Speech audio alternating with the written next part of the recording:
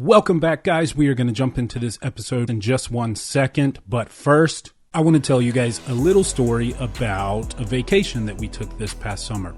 It was amazing at first. Beautiful weather, beautiful beaches. We were having a blast. It was going great. But then I got really sick. Like a couple days into the vacation, and we were supposed to be there for a week, and I basically spent a large part of it laid up in bed feeling like crap, unable to do anything about it because I didn't want to go to an urgent care or emergency room or anything like that. And it would have been amazing if I had access to some basic medicines, but of course we were on vacation. I didn't have the stuff that I would normally have at home. I was sick, and I had nothing that I could do about it except lay in bed and get pictures from my wife of her and my daughter on the beach having a blast. I tell you this story because I just linked up with the Wellness Company, and a lot of you have been buying their emergency medical kits that you can keep at your home that have 8 different prescription generic drugs that are great to have on hand. And they just told me that they have released 2 new types of kits. The first one is their travel emergency kit. It comes with 15 different prescription and OTC medicines and medical supplies and different things that you need to have with you when you're traveling, so you don't get caught in a situation like I was in where I basically had to miss out on the rest of the trip and feel like crap and just lay around. This is so cool because they're empowering families to take control of their health, of their medical future. They're basically saying we're fed up with the system the way it is. You can actually go ahead and get one of these kits to have on hand so you don't have to bother with the medical industrial complex. You can use my link twc.health/freemind to get 10% off any of the kits or any of their amazing products. twc.health/freemind. Go there today.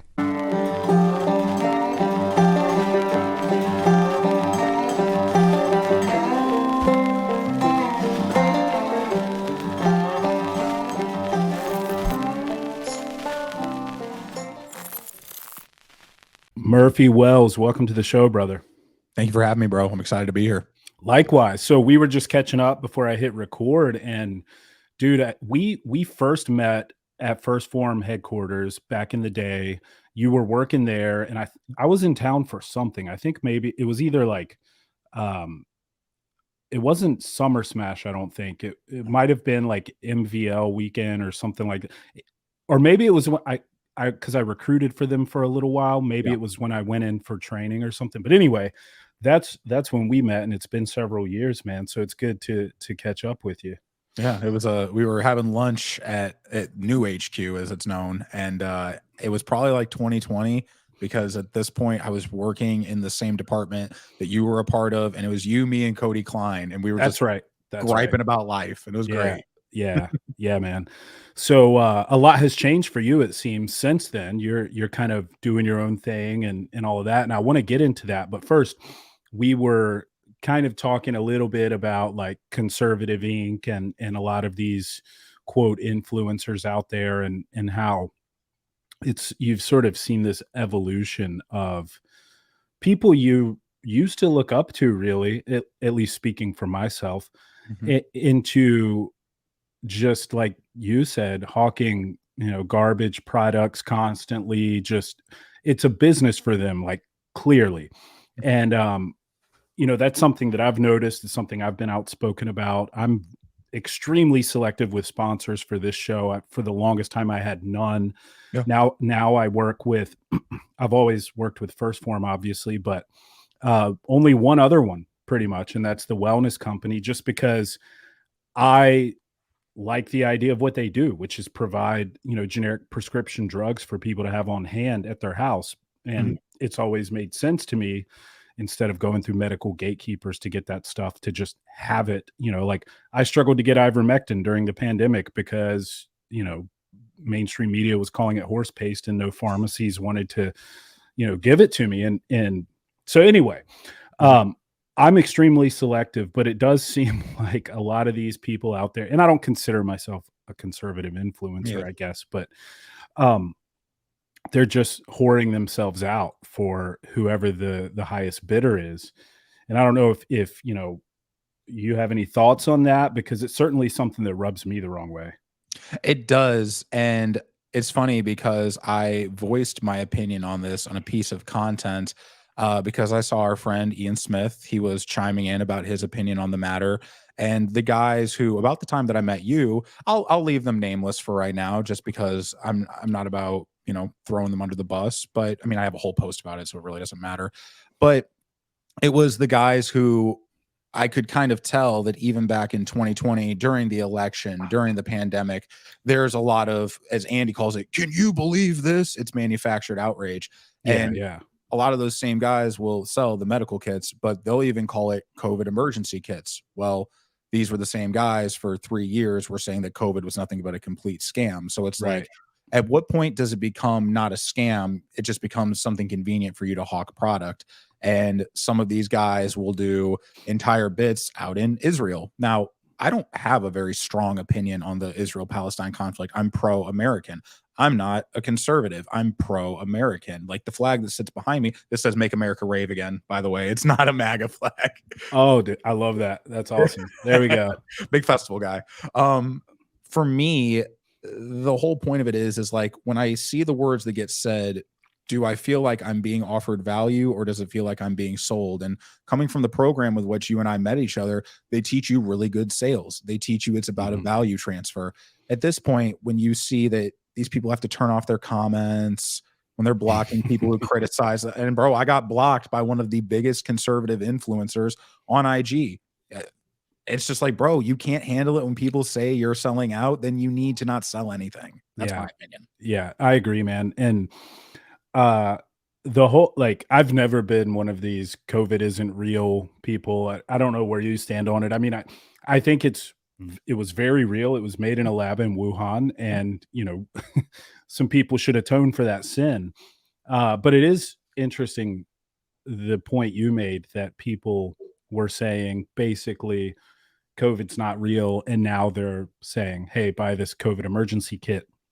And you know, for me, working with that particular company, it just aligns with.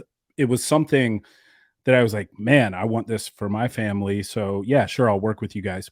Plus, Dr. Peter McCullough is heavily involved, and I'm a big fan of him, and so it's one of the few like I've turned down a ton of companies just because this was never to make money. It's not my source of income. It's totally separate from how I actually make money, as is my social media and everything I do. It's always been just because I think these things need to be said, and I want to showcase the opinions and points of view of all sorts of people.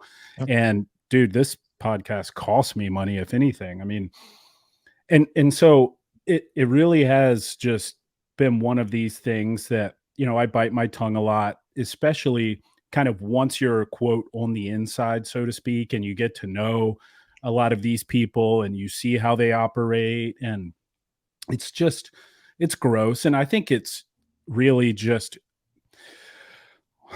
it's everywhere. It's on both sides. It's not exclusive to conservatives or libertarians or whatever, or pro America people. I think that with any given ideology or mindset or crisis, there will be people who take advantage of it. And look, I will say, to an extent, I understand that, hey, you're putting tons of time and effort into this, and you're doing a service to the people, and you have to support yourself. I get that. You know, I'm not saying influencers, quote unquote, or podcast hosts or social media personalities shouldn't be able to monetize their reach, but it just gets a little gross when you see people whose it seems as though their entire existence is sort of centered around what can I say to make money.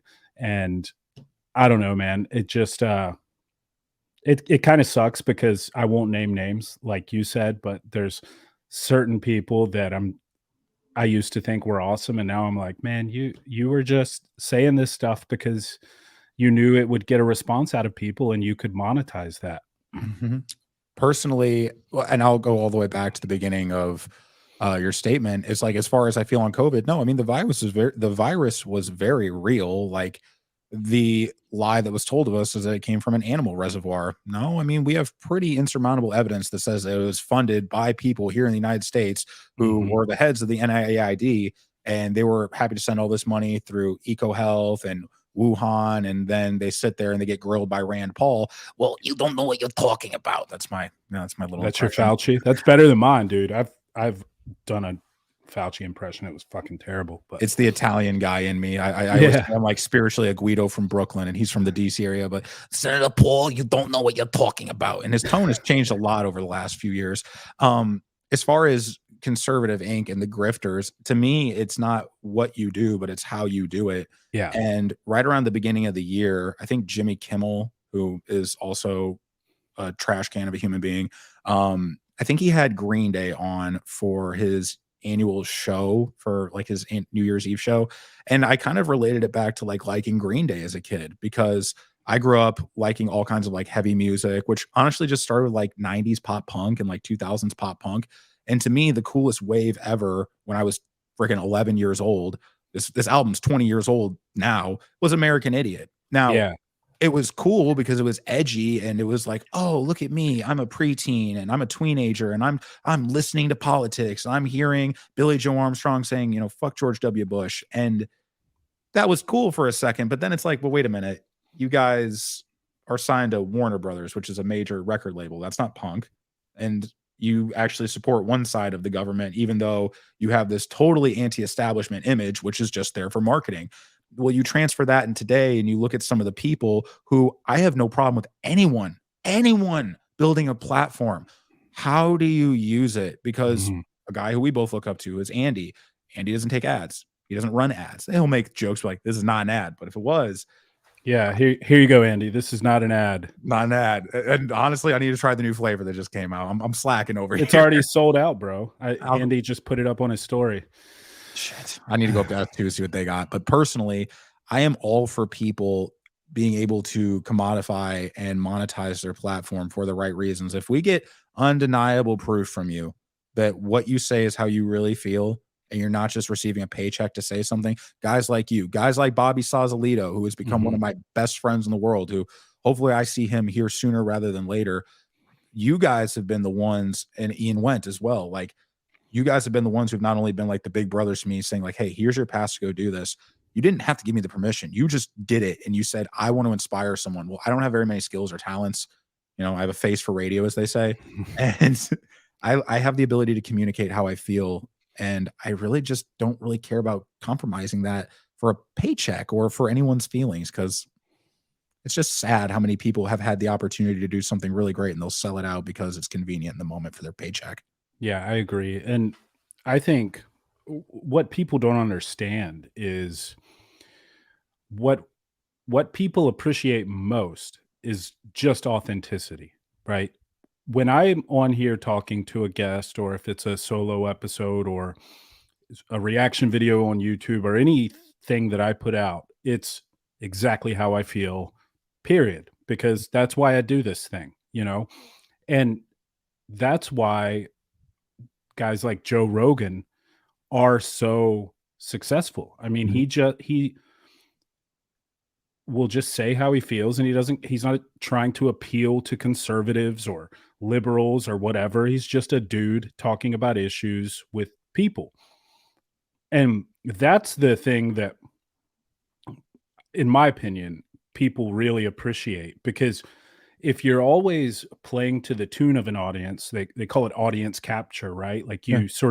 I've known so many people who you see them evolve over time. It's almost like split testing, but they're not doing it consciously. They'll put out some content and, oh, that hits, so I'm going to put out more of that, you know?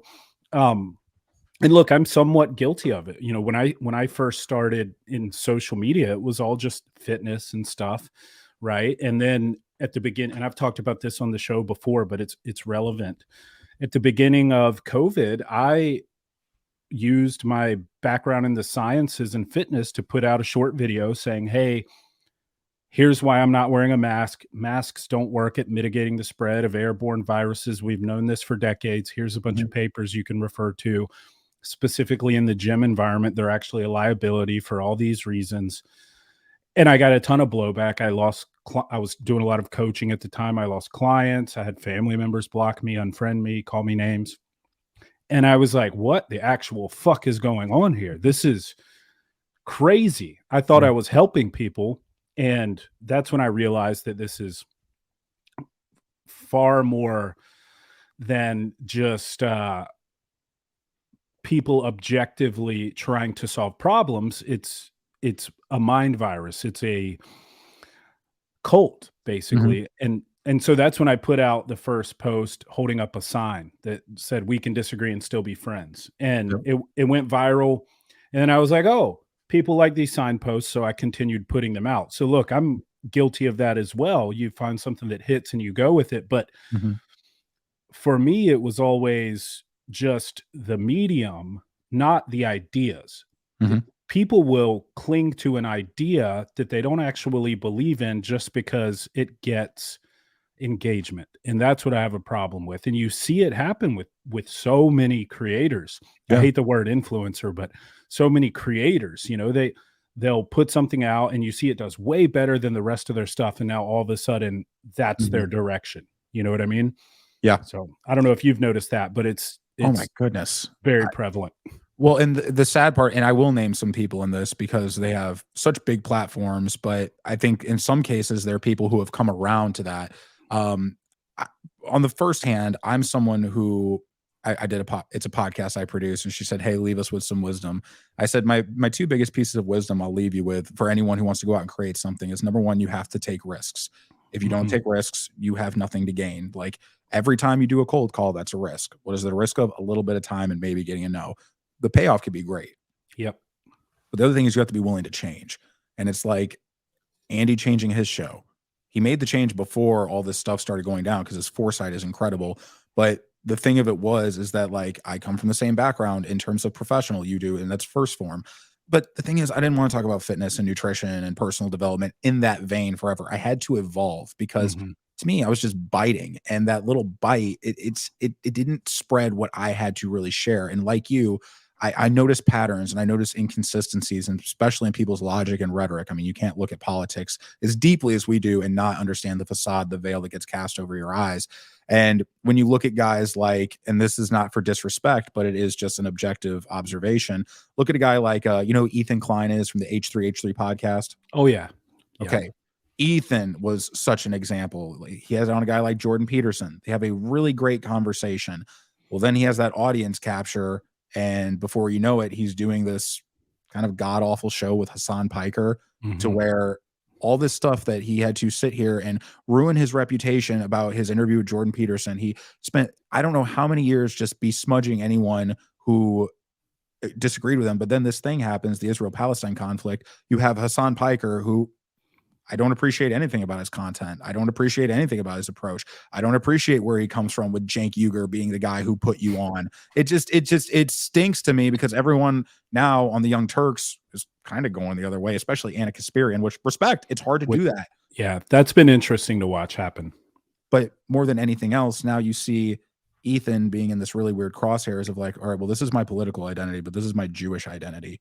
I have all of these people in Hassan's chat that will openly tell me all this anti-Semitic stuff, but what can I do? I'm captured by the audience. Right. Yeah. I would say the only good thing that I think came out of the Young Turks, in my opinion, is Jimmy Dore. Jimmy Dore's great. I love Jimmy Dore, man. He's, you know, I disagree with him on a lot of things, but again, it goes back to that authenticity. He's an authentic guy. He believes what he says.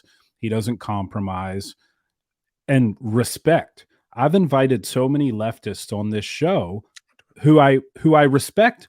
I respect you. Like I respect a leftist who truly believes what they're saying far more than I respect a conservative grifter who's just playing to the tune of their audience. Completely.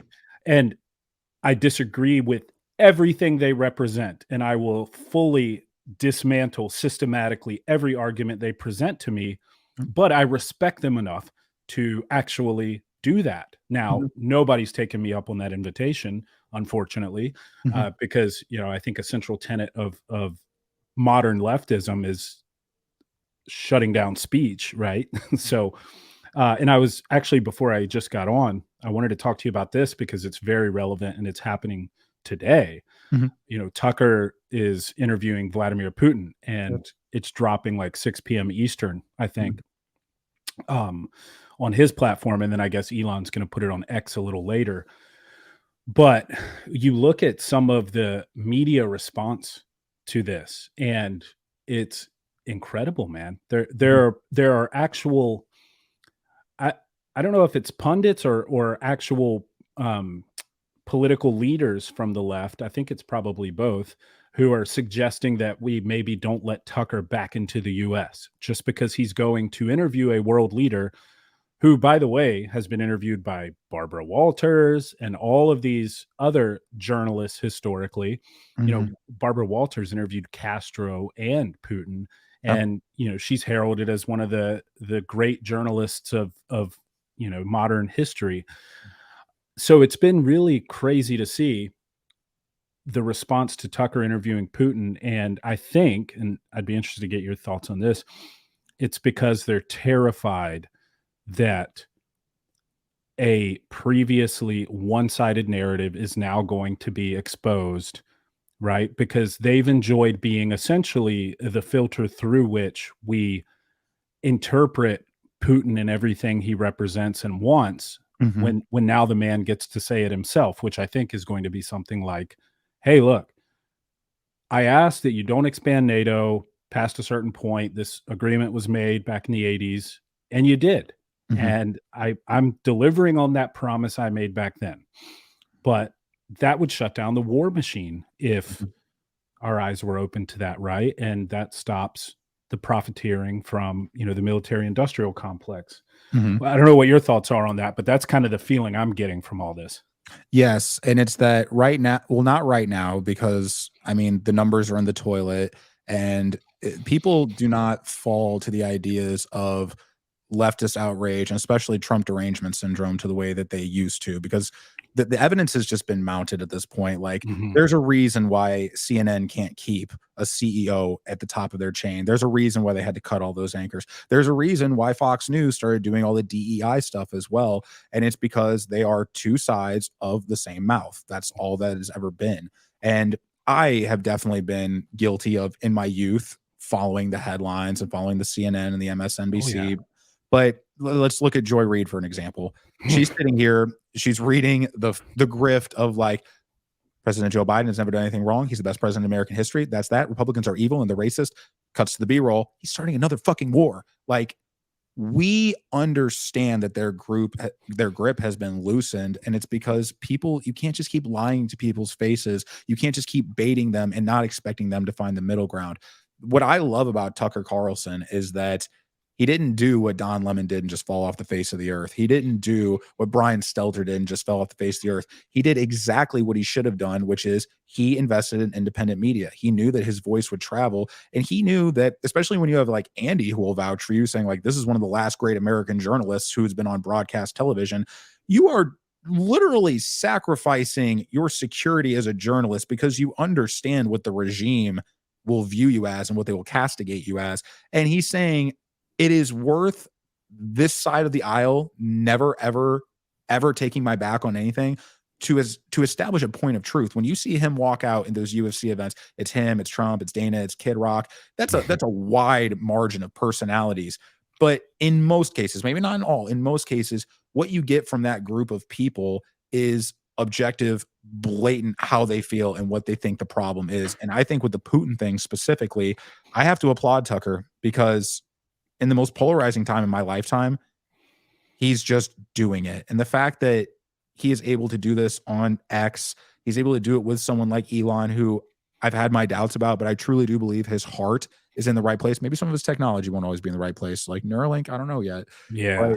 I do. I applaud Tucker for doing this, and I'm excited to see what gets said, because I think the response after 6 p.m. Central, or whenever it comes out tonight, Eastern time tonight, you're just going to see Joy Reid. You're going to see Al Sharpton. You're going to see Jake Tapper. I think it's Jake Tapper, whatever his name is on CNN. They're all lizard people. It's just going to be the same thing. The most inexcusable thing that has ever been done. Someone talked to Vladimir Putin. Why? Because you won't broadcast anything he says. Right. Exactly. And again, man, he's a world leader engaged in a conflict. It's important that we talk to these people and hear why they're doing what they're doing. This used to be journalism 101. I mean, if it wasn't obvious for the past 4 years, it should be so blatantly obvious now what the motives are of the establishment. And one of the funniest things I saw, Jen Psaki, she has a CNN. Is it it's either MSNBC. MSNBC? Yeah. Yeah. I don't know. They're all irrelevant to me. Yeah. But she was on there talking about Tucker going to interview Putin, and she was like, he's just desperately trying to stay relevant. And it's like, do you not realize how much bigger he is than your entire network? Jen Psaki saying that Tucker is desperate to be relevant. It's like these people have to know that they do. What they're saying is bullshit. Absolutely. You can't pass that smell test. And I mentioned this the other day. I'm like, this is why independent media, regardless of your bias, is so important. Now, you could go off the wall like the Majority Report with Sam Cedar. I can't stand what they do. I think what they do is ugly. It's in bad faith. And I remember when, I don't know what the girl's name is, but she came on to Tim Pool's show and it was just spewing narrative. And it's like, no. I understand you have your audience capture. We're trying to get away from that here. And on that same vein, Jen Psaki, you were the White House press secretary. You lasted for what, 9 months, a year? You had to stay relevant by going to the most biased leftist network out there, the most laughable network where you have guys like Joe Scarborough. That's not a journalist who I trust one bit. You have, again, Al Sharpton, one of the biggest grifters who has ever been present in American politics. But you're going to sit here and talk this smack about Tucker. Okay, Fox News has cratered since Tucker left. Everybody cares about what he has to say because he is willing to do the work. He's willing to take the risks that you aren't. You get your comfy little studio job. You get to sit there and bump uglies with Joy Reid and her stupid ass blonde haircut. Cultural appropriation, bro. Yeah, cultural appropriation. Like you can appropriate. Never mind. I'm not going to go there. I love what they're doing, and I love what Tucker is doing, and I can't stand the fact that these companies just get to blatantly lie as much as they can. But I mean, cool, go on, because soon enough, it's going to be to where these things have to shut down. I saw an article, so I can't quote it verbatim, but they're like, we believe that this is going to be the last year that political legacy media will have any pull in our elections. It's like, if you guys couldn't talk about Donald Trump every day, you would have disappeared years ago. You want him to be president again, because otherwise you guys are going to go away. You need the mean orange man. That's right. Yeah. I mean, he was their lifeline for many years. And just look at the example of CNN. You know, first off, they tried to launch this ridiculous paid app. So here's a network that people won't even watch for free. And now they're trying to they spent $100 million on building this CNN Plus app, this paid 3 app. weeks. Yeah. And it failed miserably. Yep. And they're lucky if they get 100,000 viewers, you know, at any given time, like their most popular broadcast. Meanwhile, Rogan drops a new episode and it's 11, 12 million downloads. It's like, you guys don't even realize. And they still talk about Joe Rogan, just since I mentioned him, as being fringe. It's like, bro, he's the new mainstream. This show can get more downloads and listens than a fucking CNN show. Like, that's how bad it's gotten. And you got guys like Andy, who, I mean, I don't know his numbers, but I'm sure he blows them out of the water. It's like, the only reason you're even still somewhat relevant is that there are still some boomers alive and still some airports that play your shit on their TVs. Yeah. Otherwise, you're dying a slow, miserable death. Well, and since you mentioned Joe Rogan, especially, and Joe's political opinions have shifted greatly in the last few years, and he's I never sat there and bashed him for his more leftist opinions, because I'm like, I feel like this is genuinely what he thinks and feels. It felt authentic. It was when he had Sanjay Gupta on. Oh yeah. And they were like, so dude, like, why'd your guys at CNN like discolor me and say I was like using horse dewormer? And they didn't do that, dude. And he got caught. And then he went back to CNN headquarters. He lied there. The thing Said that he felt bullied or something. no, like, bro, you got put on the spot like the way Yeah. that the Breakfast Club would put someone on the spot, and they'll have the woman hovering on the TV trying to sit there, tell Larry Elder, oh, that's not a black system. But I'm going to get off topic. The big thing I actually do love about social media, and because I live on YouTube, I hate to say it, but like, I don't have cable, I don't have satellite, I don't stream shit. I just have YouTube Premium, and I use it for a whole lot of different things. When it comes to Me too, platforms, by the way. it just when it comes to platforms like MSNBC and CNN, what is so great about being able to still use YouTube is you can go into the comments and you can see how the narrative has shifted, because maybe a year ago they would post something about Joe Biden, best president ever. We can't go back to Trump. I love everything that's going on with our economy. Oh, it's never felt so equitable in terms of our racial relations right now. And it's like, now you go to it and people are like, okay, so this guy's done, not going to work. You go to the Joe Biden, the White House, the YouTube there, you look at the comments. The feedback you can get from that is so instantaneous. When you turn off the comments, Nikki Haley posted her little skit from SNL, which was a cornball fest. Dude. Why is that not available in my country all of a sudden? Why can't I see the ratings? Why can't I see the comments, Nikki Haley? I live in South Carolina. One of the biggest shames that I have is Nikki Haley was a product of this state, and I cannot stand her, man. She's everything that's wrong with she is the establishment, for one. Yeah. I mean, dude, she wasn't a great governor for the short amount of time she was governor here in South Carolina, and she left political office broke, I believe, on the verge of bankruptcy, and then all of a sudden is a millionaire because she gets a cushy gig with Boeing. It's like, if it's not obvious to you why this, let me not say any bad words, why this woman is pushing for war everywhere, then I don't know what to tell you, man. I mean, Lindsey Graham, Mitt Romney. Well, I was just talking about my South Carolina people. Oh, yeah. It's a shame, bro.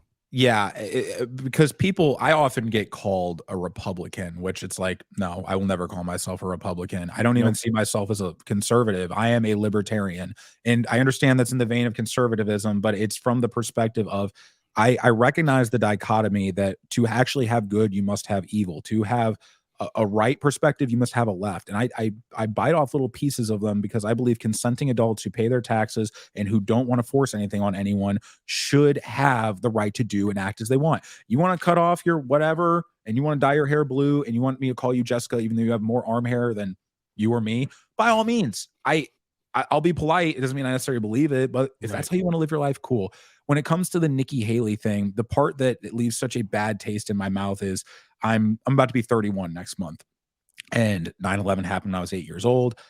I come from a working class Democrat family, and it's not like they're super progressive. It's that they have worked blue collar jobs their whole life, and they have often just voted blue, and that's changed in recent years.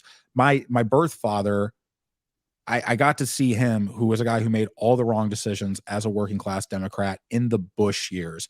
And the Bush era politics, to me, are what, when I was early in my college years, they are what really kind of made me firm in more of my leftist beliefs. And as I got older, I realized that, like, hey, like, just because this guy over here and everything with him and Dick Cheney and, weapons of mass destruction, all the lies that we were told, because we were told lies, and the establishment will still be like, well, it was to keep you safe. Everything that is at our expenses to keep us safe. And it's always convenient in the moment whenever you have all the cameras on you. When I see Nikki Haley, especially Nikki Haley, this is someone who there's extensive video evidence of her flip-flopping on all of her positions. She is going to sit there and she's going to sit here and take the little handout from SNL because she can't run a good campaign. And when you see the slimy war hawks, you see all the people who, they have this really big patriotic spirit, which is about as patriotic as shopping at Walmart. Your little $4.95 American flag. I've found one of those at a gas station. Just keep it here. It is what it is. to me, it's conservative ink again. It's the idea of we're going to go to war, we're going to fund both sides, and the people who are going to pay for it are the people who are going to sit there and whine and cry, who probably are like like Shane Gillis's dad, the Fox News dad. You know, he's like, hey, get this fucking joker off. Oh, guys can't hang out at the Capitol, guys can't have fun. The boomers have lost it because they won't adopt the independent structure. There are people who are biased that I'll listen to, and I will admit that they're biased, but it's like, it's still better than turning on Fox News. It's still better than a CBS or ABC or a CNN or an MSNBC, because in terms of what I feel like I'm getting, there's not that screen of corporatism. Right. Well, in general, too, just the method of delivery from those sort of antiquated legacy media outlets, little 2, 3, 5 minute clip. Like, I enjoy long form discussions, no cuts, just ideas, people who disagree hashing it out, people who agree putting a finer point on their ideas. Just that. And again, that's why this medium has become so popular. And it's been an interesting juxtaposition, because you have sort of the TikTok microwave, like instant culture, but then you also have podcasts being more successful than ever, and long form discussion being more successful than ever. And I think legacy media sort of falls in that weird zone in between the two, where they're attempting to convey complex ideas, right? Or at least the perception that they're conveying complex ideas in a few minutes, right? And everyone's talking over one another. It's ineffective. And our generation, I'm 36, so I'm like an old millennial. We're not on board with that, man. I mean, we are. And again, I really do think, there's going to be a direct correlation between the fall of the boomer generation as they die off, and the success, if you can call it that, the remaining level of success of the legacy media. You know, it's like a dam with holes in it that just keep popping up. And now that Pandora's box is open, and we have independent media, and we, like anybody, like you and I were discussing earlier, anybody can grab their phone, a microphone, and just sit in front of it and share their ideas. Yes. And that it's interesting, because the people who purport to be advocates of democracy, we must save our democracy, which, by the way, we're a fucking constitutional republic. That's a whole nother tangent. But those same people are vehemently opposed to the democratization of information by way of independent media. You know, it's so glaringly obvious if you just care to open your eyes and see what's going on. Oh, and I think the perfect intersection of what was and what is. So the full transparency, the thing that got me into politics wasn't even just coming from a working class Democrat family. To me, I saw the whole thing, and maybe this is why these types of formats are doing as well as they are. I saw the whole landscape of politics and kind of the history that goes with it in this country as too much for, I guess, an 18 or 19-year-old to understand at that point, because I had friends that came from very conservative families and they seemed more informed than me. But because I was more of the leftist guild of things, I went more of what my feelings were, what my feelings told me were right. Well, the thing that really made it easier for me to step into this realm was Bill Maher. I loved Bill Maher. And for what it's worth, there are certain aspects of his brand that I still am very much a fan of.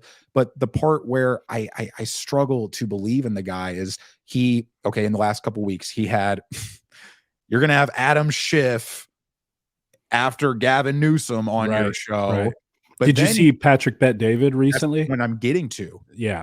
I saw PBD Live with Tim Pool and James O'Keefe III and Matt Gaetz. They were all there. Like that's the new league. Maybe Matt Gaetz is a politician, but that's the new guild of like independent media. Those are all voices I will listen to. But he sits there with Bill Maher on like his Club Random show, and like, don't get me wrong, I like to have a drink. I got different bottles of Hennessy up here. I like to have a smoke. You're sitting here with a guy who knows his stuff. Like Patrick Bet-David is one of the most data-driven, results-driven guys that you could ever. My little PBD, but he put him on the spot. It's like, what do you like about Gavin Newsom? What makes him a winner? I don't know, man. He made it rain. And it's like, so why is Biden better than Trump? Because Trump's dangerous. Like, Yep. Bill, you have the most immediate beeline to not just keep your audience won over, because you look in his comments, it's starting to it was shift. brutal. It was brutal, dude. I left it. I started using X because you can't operate in this realm and not use it. I was like, this is the truth of who Bill Maher always is. He'll use hyperbolic headlines. He'll use all the little applause from his audience. But when you put him there on the spot, you don't have any of that. When you take away the audience, you take away the applause sign, you give a guy who actually knows his stuff. Patrick Bet-David said like 15% of the words as the guest. Mm-hmm. What does that tell you when the host has to talk that much to cover his ass? Well, Bill just kept cutting him off. He kept interrupting, and it was absolutely what you're saying. It was the fear of having to actually defend his ideas. And, PBD comes from the new school of independent media where that's what you do. Okay, you support Newsom. Why? Like, pretty reasonable question. What has he done in California that you like? Why do you think he would be a good president? Mm-hmm. And then, like you said, just the immediate hand waving, and he could give no answer except for, I've been doing this long enough. I just know when someone has what it takes. Like, okay, your writers aren't around. You apparently don't know anything. Yeah, what the fuck is that, man? And look, I will say, because I believe in giving someone their due. His anti-woke rhetoric, I'm 100% for, and I respect that about Bill Maher. And he's one of the few people on the left who will speak out against the woke mob and, cutting kids' genitals off and everything. He's been a voice of reason in that regard. And he's been unafraid to speak up about it, which I respect. But he is one of the most extreme examples of TDS that I've seen in someone who I otherwise thought was a fairly level-headed, reasoned person who I thought had thought through their positions. But, to reference the PBD episode again, PBD says, well, why do you like Biden over Trump? Like, specifically, what did you not like about Trump's policies? Because it was pretty good here when Trump was president, and 3 of the years not so great. Yeah. And then the Wu flu, but not so great under Biden. And he has one of the lowest approval ratings of any president in history for a reason. Not the lowest. It could be the lowest. I know I think Kamala has the absolute lowest of any VP 28, ever. I think is what she got. Yeah. Sub 30 is just crazy. Oof. But Bill, again, couldn't give any reasons except he thinks Trump's a crazy person. And then PBD gives the example of, well, everybody was saying he'd start World War III, he'd do this, he'd be unhinged, he'd do that. It's like, nope, none of that happened. And now we have multiple foreign wars where, right back on that track of interventionism and all these things that so many Americans want to get away from under Joe Biden. And again, and Bill could not back his arguments whatsoever. Just say that you're blue no matter who, bro. Just say it. Well, just admit that that's the circle that you run in, because when you do your show, who's the most antithetical voice you'll bring on? It's someone you're friends with, though. It's Ben Shapiro. Right. You'll bring Ben Shapiro on, but the rest of your cast that will be on that night will be all people that agree with you. Now, Ben can hold his own. I don't know if there's anyone who's great as debate as Ben Shapiro. Like, the dude talks a million miles a minute, but the dude is really, really good about stating facts. And the part that is so underwhelming about Bill, especially, is like, you will say the right things at the tip of the mountain. The entire base that we had to climb up to get there is still garbage rhetoric, because your cost of living, Bill, I wouldn't say I'm undertaxed. Yeah, dog, how many millions of dollars are you worth? It doesn't mean anything for you to pay those taxes in LA, where you probably have a gated community, where you don't have to see the shit on the sidewalk, where you don't have people panhandling you or stabbing you on a nice Tuesday afternoon. And for me, that's where it's not a huge deal, but like, I unfollowed him recently because it's like, dude, you're just trying to protect your ass now that we're this close to an election, because you know the truth. I know it. You know it. Everyone knows it. Your guy that you're sitting here and you're having to bandwagon around is ruining your brand with everyone who was to the middle and to the right of the middle who still liked you. And that is what's going to push them more towards Dave Hurt's podcast, my podcast, Andy's podcast. We are tired of being sold this virtue that's all wrapped up in a red, white, and blue bow, but the wrapping paper now is a whole bunch of rainbows and shit on it. Like, you are not going to sell me my virtue anymore. I don't believe you. You don't relate to me. You are a talking head. You are a lizard person. As much as I can credit Bill with being the guy who took this know-nothing kid and made politics fun and interesting for him, well, it's like, bro, I look at all the adults who are 2-3 times my age, and they went from running to Bill Maher for a laugh to running to someone like Harry Sisson for what they think and feel. Bought and paid for mouthpiece. Yeah. And oh man, those kids are just, that's a nerve right there, bro. Dude, I'm telling you, man. Yeah. And just one more thing on the Bill Maher thing that I have to mention. I'm here for it. When he started talking about climate change with PBD, and again, sleep over it. What's that? I lose sleep over it, he said. Oh, dude. Well, I mean, it's so beautifully encapsulated, though, the mindset of these leftist elites, because he goes on this tirade about 10,800 studies, consensus, climate change is real, et cetera, et cetera. And look, man, full disclosure, I went to grad school and got a fellowship to study what I was studying because of climate change through the National Science Foundation. So I was fully on the bandwagon back in my youth. I was indoctrinated by the university system. I went to the most liberal university in America for grad school, UC Berkeley. Oh, that is way up there. But I'll say this, by the time I was done there, I was more further right than I'd ever been in my life, because seeing firsthand how crazy some of this ideology was what it took for me.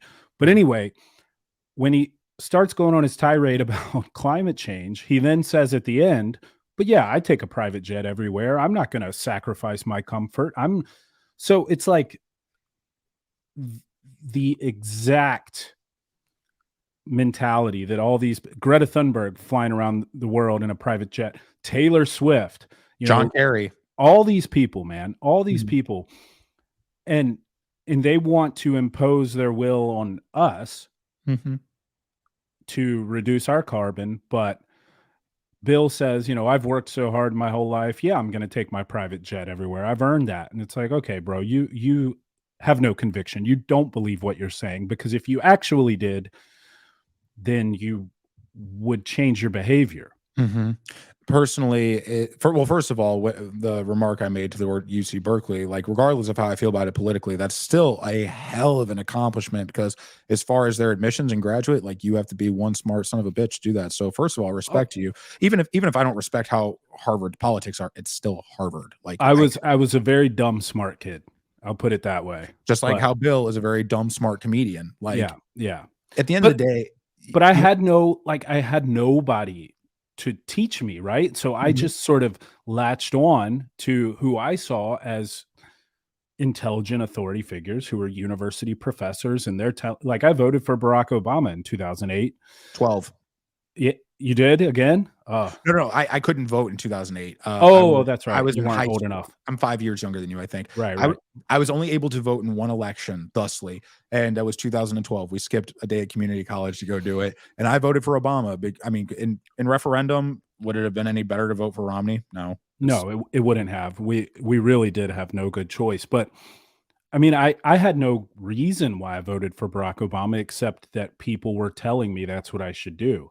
Yeah. And you know how want a black president, right? Exactly. That was the beginning and end of my philosophy. Was it would be cool to have a black president.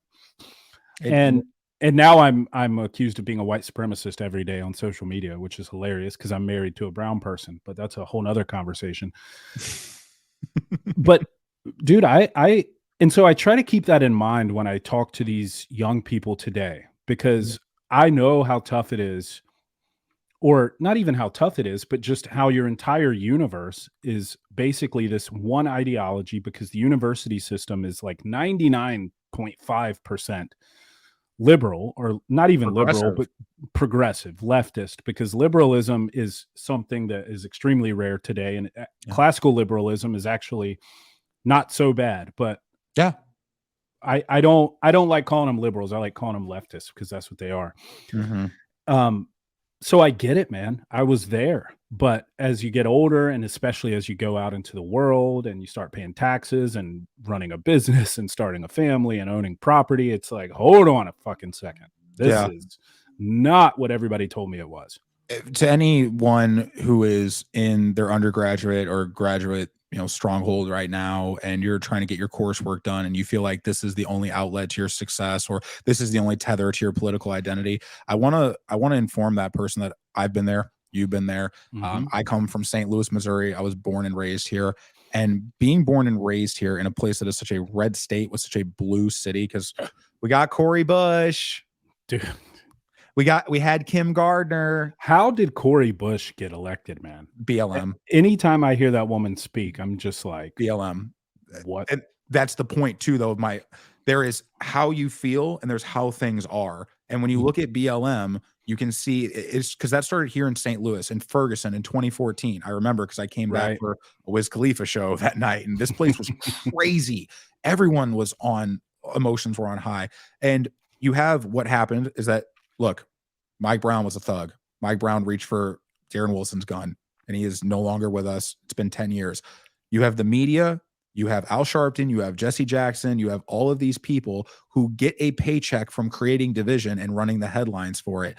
When you see someone like Cori Bush and you see something like George Floyd goes down, and even a little bit before then, well, again, this is a very blue city and a very red state. When you look at the quote unquote inequity here, which is the haves and the have-nots, it's very easy for her to come from an urban district here and promise them all this garbage, castigate it as the fault of white people as to why your situation looks the way it does. And when you have this never-ending onslaught of liberal elitist media, CNN, MSNBC, ABC, CBS, then the people who are here, they have no choice but to sit there and say like, well, she looks like me and she says things that make sense. I'm going to continue to vote for it. That is how she has done it. But now, thankfully, people like her and people like, what's her name down in Fannie Willis, they're getting exposed for what it is. And when you reach for it's because I'm a black woman. No, it's because you're a crook and because you steal from your taxpayers, because you'll pay for private security, who DJ Johnson, Andy's co-host on Real AF, he said it whenever this story came out. We're really close-knit in the private contractor community.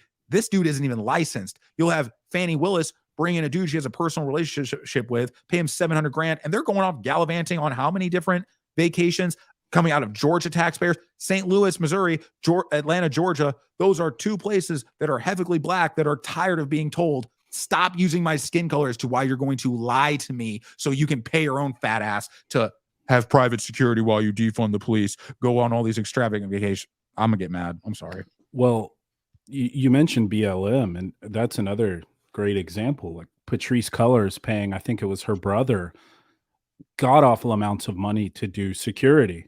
Mm-hmm. It was like $1 million a year or something. And meanwhile, they're buying mansions using all these donations, and that whole story died down pretty quick. I wonder why. Outrage is a minute by minute event.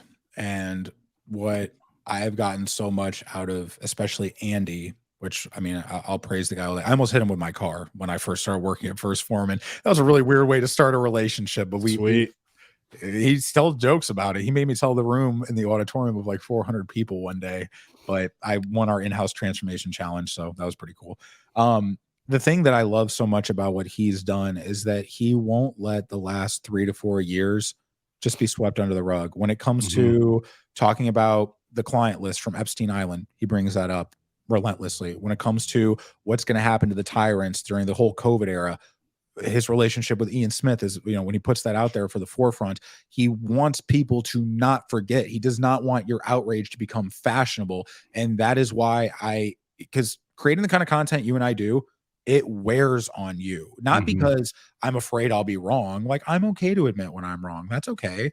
But the thing is that like, I'm trying to make a difference. I'm trying to tell people the uncomfortable truths about what I've observed. Cause I'm a guy who used to be a fucking criminal.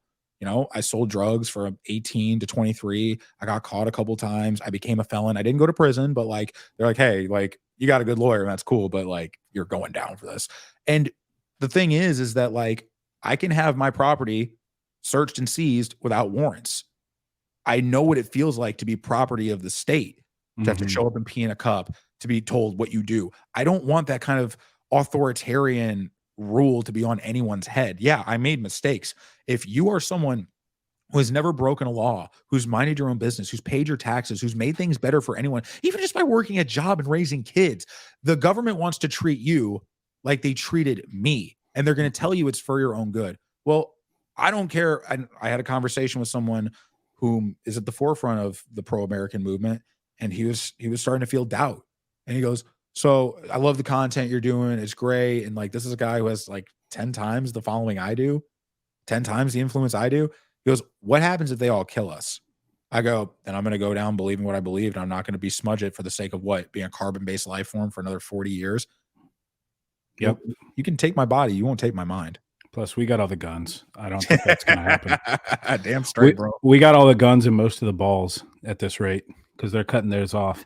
But no, man. Look, I've had my doubts too. Like I have not my doubts as to the cause and what I believe in and what I will fight for to the death. Because look, bro, I've got 2 kids now. I've got a wife. I have a thank you.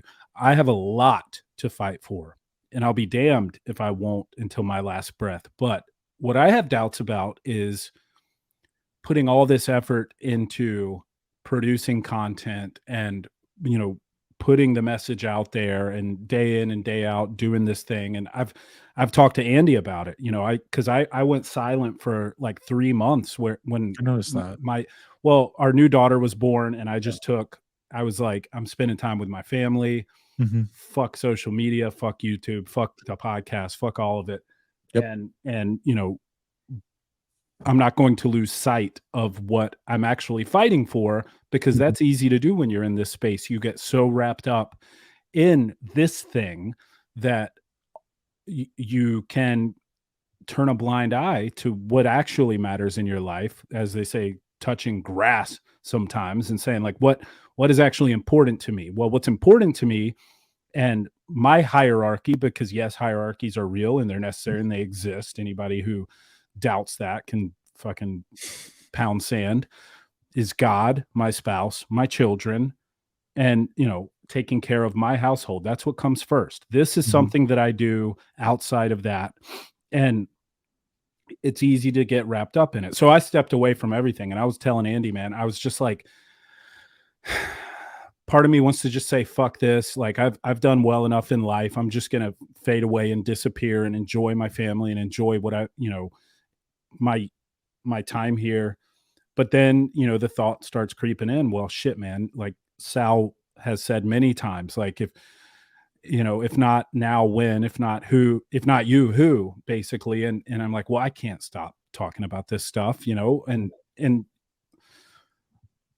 doubt is natural. It's normal. And the reason I bring it up is if you're someone who is, you know, like yourself, trying to do some good and speak up, and no matter what the scale it is, man, even if you've got 50 followers and you're talking about this, I mean, that's 50 people that can see that message. It does matter. And, you know, Andy talked me up a little bit, got me feeling good again. And I was like, yeah, I'm going to keep doing it. You're fucking right. Yeah. but it's, sometimes it can feel a little hopeless, especially when you see, you know, I was a big fan of Vivek, right? And just for one, that dude's work ethic is just out of this world, beyond belief, man. I mean, really inspiring. But just seeing even how a lot of conservatives would just trash him, like, oh, he's a Soros, blah, blah, blah, blah. It's like, dude, he got a scholarship from a Soros relative a long time ago. You don't want to talk about the fact that Donald Trump got $160 million from George Soros himself to build Trump Tower Chicago. That's an inconvenient little fact that you leave out, which, by the way, I don't think either of those things are disqualifying. Like, no, I took a fellowship from the National Science Foundation. I hate the National Science Foundation now. Does that mean that I'm a National Science Foundation plant? No, it means that in my youth, I fucking was dumb and I, you know, took free money, which any person would probably do, right? So UC Berkeley ain't cheap.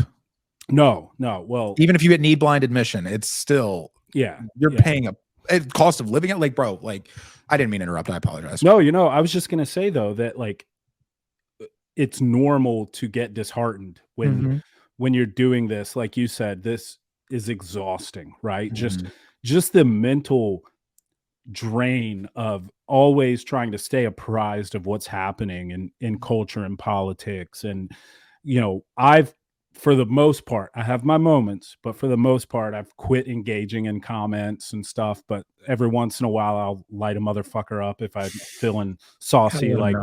Like this guy, I made a post where I was you might have seen it. I was like, if you're a parent and you allow your kid to get obese, that's child abuse. I mean, objectively, we know that obesity shortens your life and it's awful.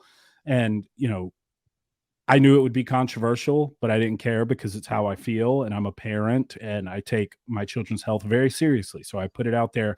But then this one fucking dick faced, dipshit, low IQ Soy boy. Yeah. First off, he calls me bro. I'm like, you're not my bro. Don't call me that. Bud. They'll say bud. Yeah, bud drives me nuts. But he's like, oh, so what you're saying is the government needs to intervene and take them away. That's what you're advocating for. I'm like, no, I'm advocating for parents to take responsibility and raise their children to be healthy, happy humans and not to fucking funnel junk down their throats because, giving them a snack when they ask for it makes you feel good. It's like, that drives me nuts. So I did respond to him and he never said anything back. Interestingly enough, I was expecting a battle, but for the most part, dude, I don't engage in that shit. You get used to it and at a certain point, there's just too much of it and you just let it go. But it is exhausting. That was a long tirade to your point about how this shit can be exhausting. I think my response is, I was dealing with my business partner in our men's grooming company, and I'm pretty good with social media. He doesn't really have the skill set that I do, and that's cool. You should balance each other out. You're going to manage the sales and the face of the company. I'll handle the social media and the marketing. And we were recording one day, and he got so frustrated. He's like, "Bro, let's pack it in." I'm like, "We're not packing it in until we have what we need."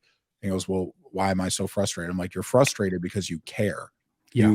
You feel this level of debt to your audience, almost not because of audience capture, but it's because I didn't come this far doing this just for the sake of me or just to come this far. It's frustrating because I believe in this and I'm willing to sacrifice all the friendships I had beforehand, all the little, rubbing shoulders with the people who I was fashionable with when I was young and stupid and younger and progressive, because to me, this is that important. And I think what I can also say that goes back to a point I made earlier is that, well, you had to risk in order to make this happen, Dave. And you had to change what you were doing. I don't believe that you or I long-term will be in this space forever, because I think that there are going to be younger voices who will be even better with media, who, when we move into the next industry where maybe we're doing what Andy is, maybe we're CEOs of companies and employ lots and lots of people. Maybe this gets put on the backside, but as long as I'm changing for the right reason, as long as I'm still doing what I believe in, and I believe it's the right thing, then I'll still engage with some people in some comments. Because the one thing I hate about Harry Sisson is that I think this dude just uses his IG. It's just like the spillover just to grow a page. And he doesn't respond to anyone, whether he agrees with them or disagrees with them, especially because he's bought and paid for. Just remember that. But I was like, I will respond to comments for 24 hours because I am just going to give it that little extra. And that's not saying you should. I'm saying I don't fucking want to. But I know what you mean though. But even with if you disagree with me, I want to give you 24 hours for us to have a conversation, maybe find some middle ground, because some of those people you do find middle ground on. The people who just like blatantly lie, or they have the TDS, or they're commenting from an anonymous profile. Someone like fact checked me with Snopes. I'm like, you're not even going to bring me Reuters. Get out of here, bro. Get the fuck out of here. Which fact checking is stupid, but yeah, exactly. No, I mean, I agree with you. And what I started doing, part of it is a scale thing. Like, just once you get to a certain point where if hundreds of people are commenting, you can't, it's just, I've got other things going on in my life. This isn't what I do full time. But if someone disagrees with me and isn't the things you said, like some anonymous account or whatever, and they're doing it what I feel to be in good faith, I'll just reply, hey, I'm not going to go back and forth with you on here. You're welcome to come on the podcast and we'll debate it. But interestingly, nobody takes me up on that. Everyone is an expert in the comment section, but Yeah, when it comes exactly. to defending your ideas and putting your credibility out there as far as this, like, this is the best business card you'll ever have. Mine could be a little better looking, but ultimately, what is the impression that you will have of me when I say, "Okay, I'm willing to be right or I'm willing to be wrong in real time?" And the big benefit, I guess, to Joe Rogan is that he goes, "Hey, we'll talk for 3 hours. Whatever I Mhm. ask you, there's no getting around it. Like, if you don't wanna answer, cool, but we're not leaving that part out." Yep, exactly. And I just like it goes back to the point I made about I have more respect for a leftist who is a true believer and authentic than I do for a grifter Mhm, conservative, right? mhm. And if you show your face on social media, stand by your ideas, which I put it all out there. Yep. People, I am who I am. Here's my face. This is what I believe. I don't care because, you know, I can be wrong. Like you said earlier, I'm more than willing to acknowledge when I'm wrong, but Mhm. let's have a dialogue. Let's talk about it. And most people aren't willing to do that on social media. No, what was actually really refreshing is about 2 weeks ago or so, Lex Fridman had on, Destiny and Ben Shapiro, Yeah, that was a good and debate. it was an amazing debate because it never got ugly, and at the end, they were just chummy with each other. It went on for 2.5 hours, and again, I listen to Ben almost daily.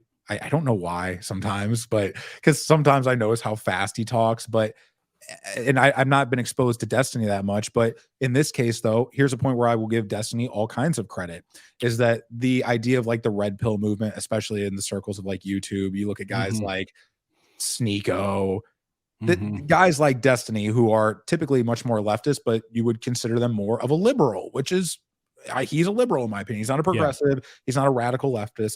This is the dude who will take little bits and pieces and he'll fire at a guy who you would think I would agree with. It's like, no, Sneako's content used to be good like 5 years ago. Now this dude's rolling around with these IRL streamers, just trying to essentially do what you do, just kind of grifting to people, which is like, oh well, like if she's not doing this, she's not doing this, she's not a good woman. And it's like, bro, you used to have thoughtful and inspiring content. Now the big thing you're doing is just trying to sell us platitudes because you think it's what an audience wants to hear, and that's just garbage. Even Andrew Tate will be like, "No, he's a scumbag. He's a Yeah. clown."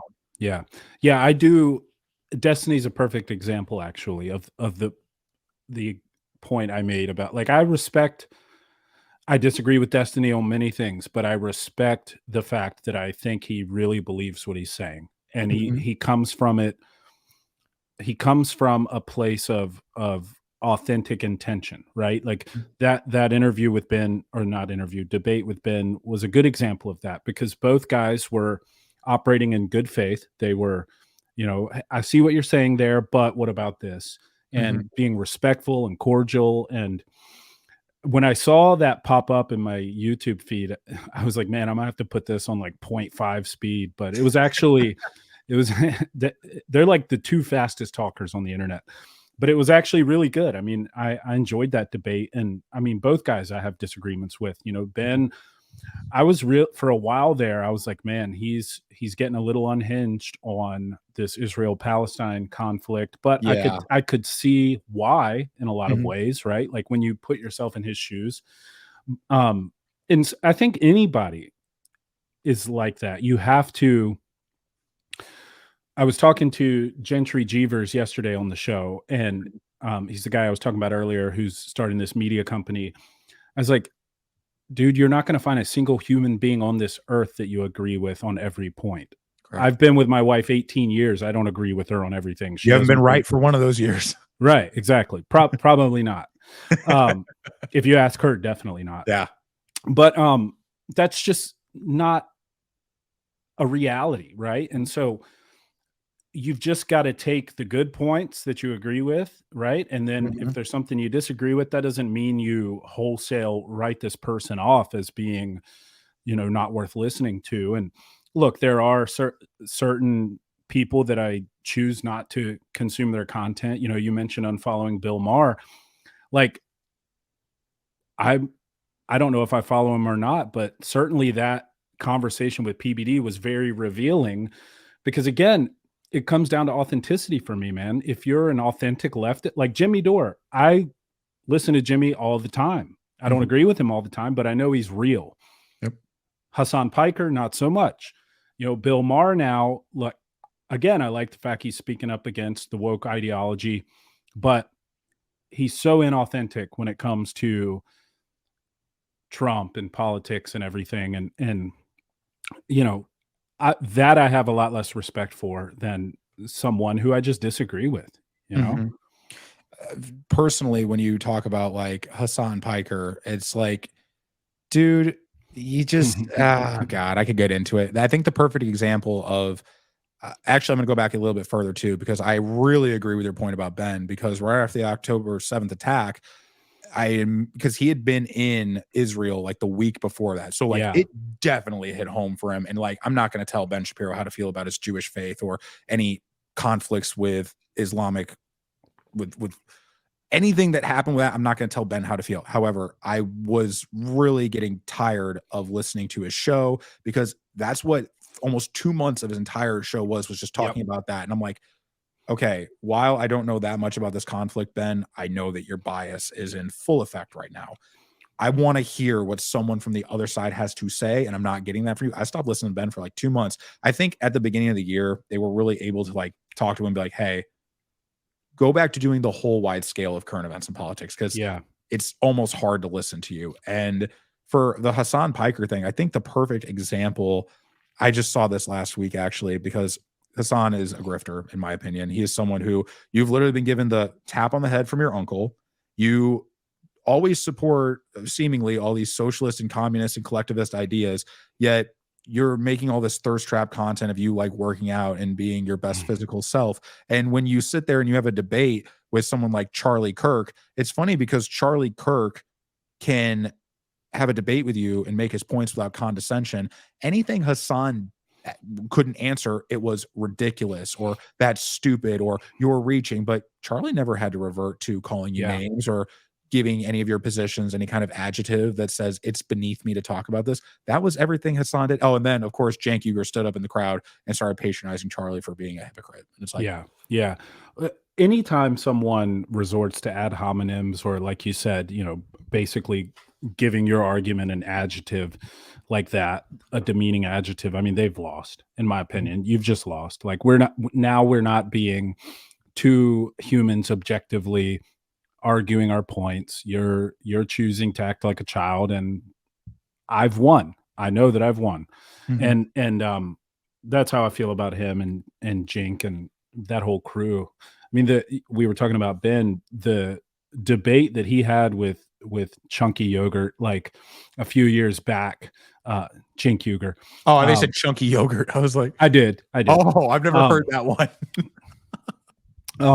It's great. He mops the floor with him, man. I mean, and you talk about reading comments. Just sometimes it's just gratifying to read the comments on something like that and just see all the people like Ben demolished him. Cenk, I don't even understand. I don't know if Cenk has ever won a debate, to be honest. Like everything I've ever seen him debate people on, he gets absolutely crushed. But for some reason, he's still relevant and he's still out there and getting views and getting support from somewhere. He's polarizing, and he understands that he is someone whom can flare up and get the most out of his audience just by pushing headlines and taking the farthest position without being a total crazy person. There's a guy whom PBD had on this last year, and you may have heard of him. This guy's been around a lot longer than I thought, but his name is David Pakman.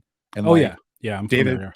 David is an incredibly smart individual, but it's like when he went on PBD, it's kind of like what Patrick did to Bill Maher. Are you a results-driven guy? And he goes, oh, so you're a data guy. And so when he starts talking about like the Biden economy versus the Trump economy, why he would vote for Biden instead of Trump, all of his points get zeroed out by PBD. But then when you go see how David talks about on his show, it was a bad faith interview. He looked totally stupid. And you look at any of his headlines, they're all the same thing. It's the audience capture. It's like Trump goes on TV, goes terribly wrong. And it's like, bro, you had to reach for every single point you made about why this went terribly wrong. And he'll sit there and he'll have a great conversation with someone. I forgot who it was. And it's someone who I think it might have been Jordan Peterson again. But he ended up having a really decent conversation with the guy, and he asked him a hard question. And when the guy gives the objective response of like, I'm kind of in the middle about it, he goes, well, we'll let the audience see what they say. And then it's like, Which so audience? Your audience? yeah, your Or- audience on your show, David. That's not you coming with an opinion. That's not you coming with facts. That's you creating a device, a mechanism that allows you to be right because your Right. audience will echo chamber for you. And it's just Yeah. silly. Well, yeah, I agree. It was Dennis Prager. That was the guy. Sorry. Yeah. I have some thoughts on Dennis, but I'm not gonna. I'm not the hugest fan. I mean, yeah. But anyway, I don't want this to be completely like let's bash every creator and influencer and gossip. Point out hypocrisy. I know, but I do want to get in a little bit with you about this year and what we have ahead of us, right? Mhm. So it's obviously an election year. It's looking like it'll be Trump Biden. Yep. I don't know why Nikki Haley's still hanging around. Getting paid. Yeah, that's true. Reid Hoffman. I was about to say that, dude. Reid Hoffman. Like, that's all you need to know about Nikki Haley. But what do you think this year is going to look like? I mean, they have done everything they can to go after Trump legally, weaponizing the justice system and everything else. Biden is a corpse. People are talking about Gavin Newsom or Michelle Obama. There's all kinds of theories floating around. Like, what's your take on where we're headed? I was on. Do you know who Dom Izzo is by any chance? I think so. Yeah, he was a former cop in Chicago. He does a show daily, and I've been on his show a couple of times. Oh yeah. Great guy. Yeah. Someone I've become good friends with, and I really appreciate it. He and I talked about this a little bit too. I need to have him on, actually. You should. He's great. He's wonderful. I'll probably go see him in Chicago not too late from now. But I opened with, if Donald Trump does win, it's going to be the greatest comeback in American history, in human history, because they threw all that shit at him and none of it stuck. Now, as far as what I think will practically happen, get the hyperbole out of the way. I think when you've seen the machine get as big and as bloated and as cancerous as it has, and you really see the peak of its power during the last election, because they separated us, they were diminishing our modes of communication. The FBI tapped Mark Zuckerberg on the shoulder and said, hey, block this story.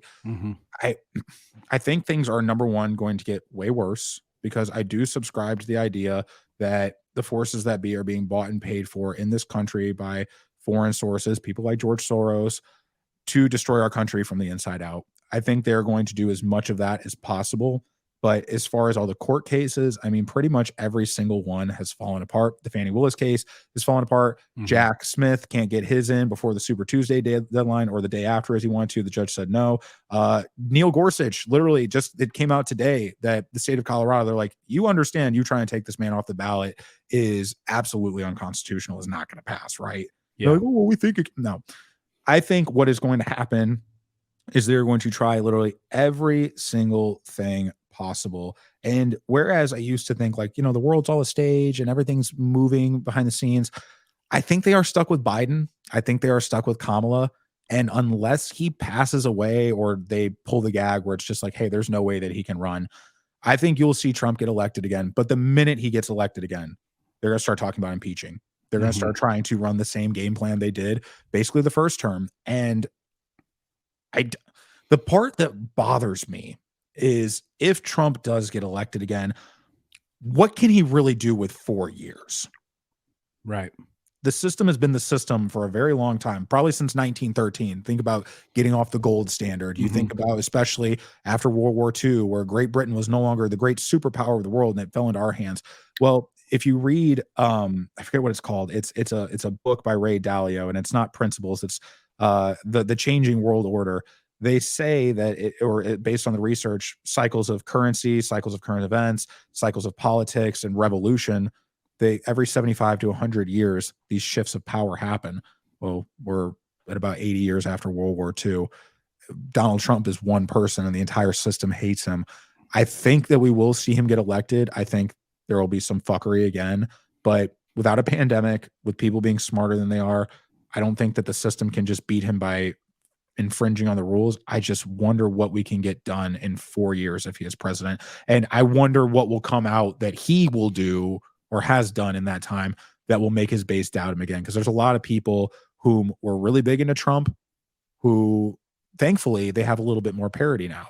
I have always represented myself as someone who is very middle on Trump, which everyone hates that.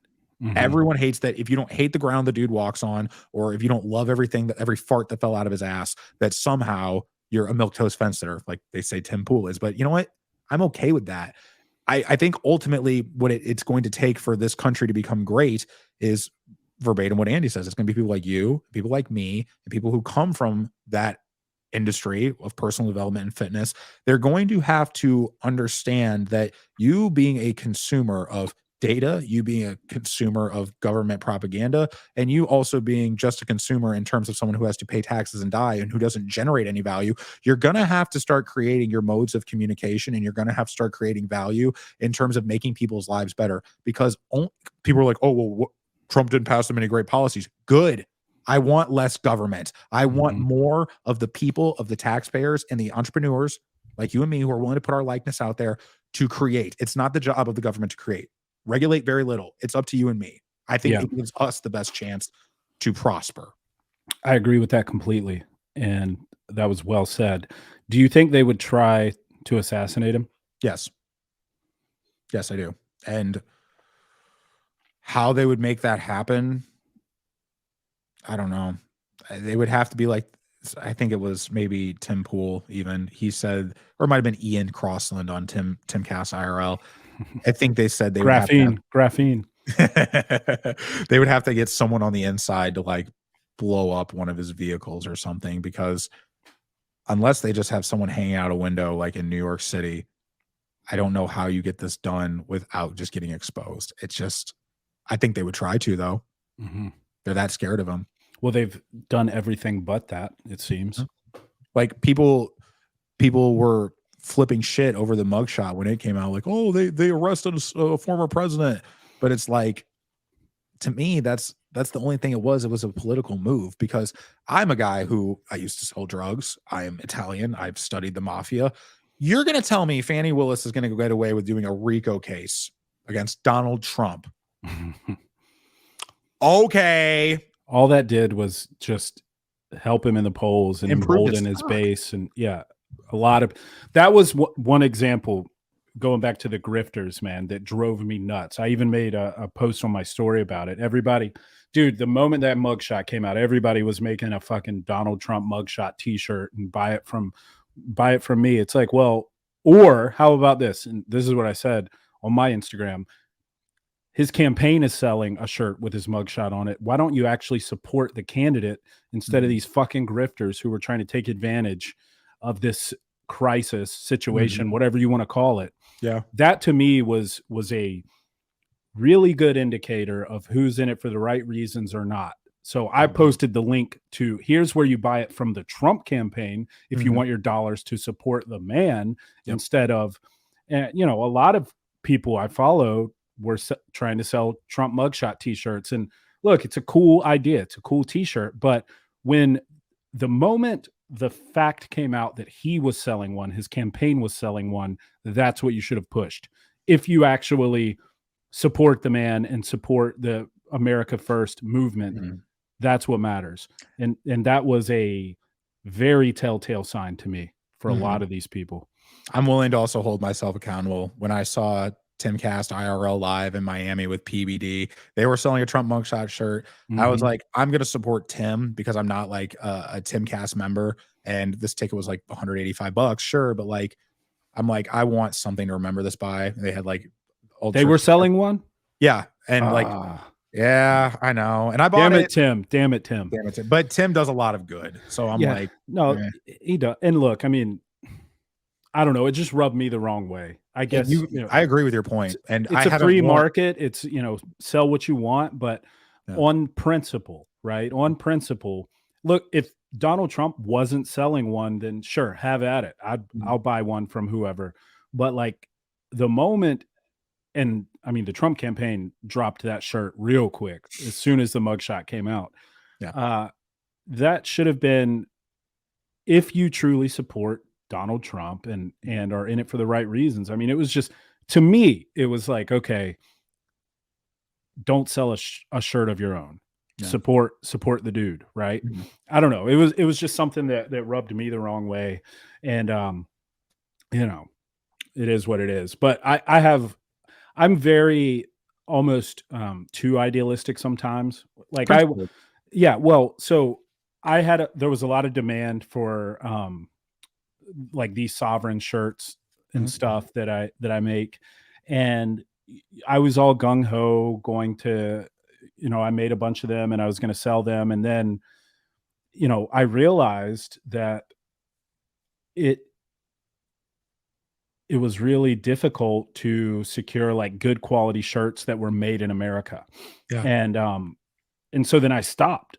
Mhm. Like for me, it just wasn't worth it to, like, if I'm pro America and I support bringing jobs back to this country and encouraging American industry and everything, I'm not going to make a t-shirt that's made in El Salvador Mhm. and sell it to support my pro America cause. It just, for me, it went against my principles. Now, it's not Mhm. something that I'll like write someone off for, because I know a lot of good dudes who sell Yeah. shirts and they're made elsewhere. They're printed here, but they're made elsewhere. But for me, it was just, it was a step too far. And Mhm. so I tried to get made in America shirts after the kind of the first round of shirts, and I realized they were all made in, I didn't even, it didn't even compute to me when I placed the order, and then they came in and I was like, wait, fuck, Mhm. these things aren't made here. Um, and then I tried to get made in America once. I got a test batch and they just weren't, I didn't like the cut. I didn't like the quality. Yeah. And then it, so I understand, like, Mhm. Ian went Patriot Gear, his shirts are not made in America.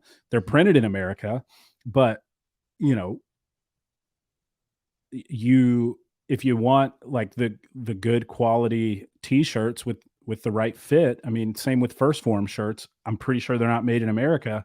Yeah. You've got to get them from elsewhere. And so for me it was just, well, okay, I'm just not going to sell shirts then. Mhm. I'm not going to do it. And so sometimes I can be too idealistic. I think, I the clear answer to that is start a company that makes shirts in America Yep. as a solution, like Jocko did with Origin. Mhm. But that's a whole undertaking, and there are a lot of obstacles that make that really difficult to do. I mean, and that's one of the things I love. It was funny because when I was coaching Legionnaires, someone had been new to my team, and they're like, "Hey, this really bummed me out, but like, is it true that these shirts are made somewhere else?" I'm like, "Yeah, no, that's true. But you also should be aware that Andy's plan is to have like a sewing and needle facility where we do everything here." Yeah. And I I recognize that abiding by your principles oftentimes we are going to be incredibly hard on ourselves, and we should. That's why I could have easily said, "Hey, I didn't buy the Tim Pool shirt," but I did. And it's the point of saying, like, I may not be perfect, but I'm practical and I'm honest enough to like tell the truth. And I also can say, but I'm getting better. It's part of the changing and it's part of the taking risks. You may very well start your own sewing and needle facility, like how Pete does with Origin, or how Jocko joined on with that, or what Andy's going to do with First Form. But if it's not feasible right now, I don't think you should cut your own head off for that. And I don't think you should be Well, too right, hard on right. But yourself. for me, the solution was just, I'm not going to sell shirts like that.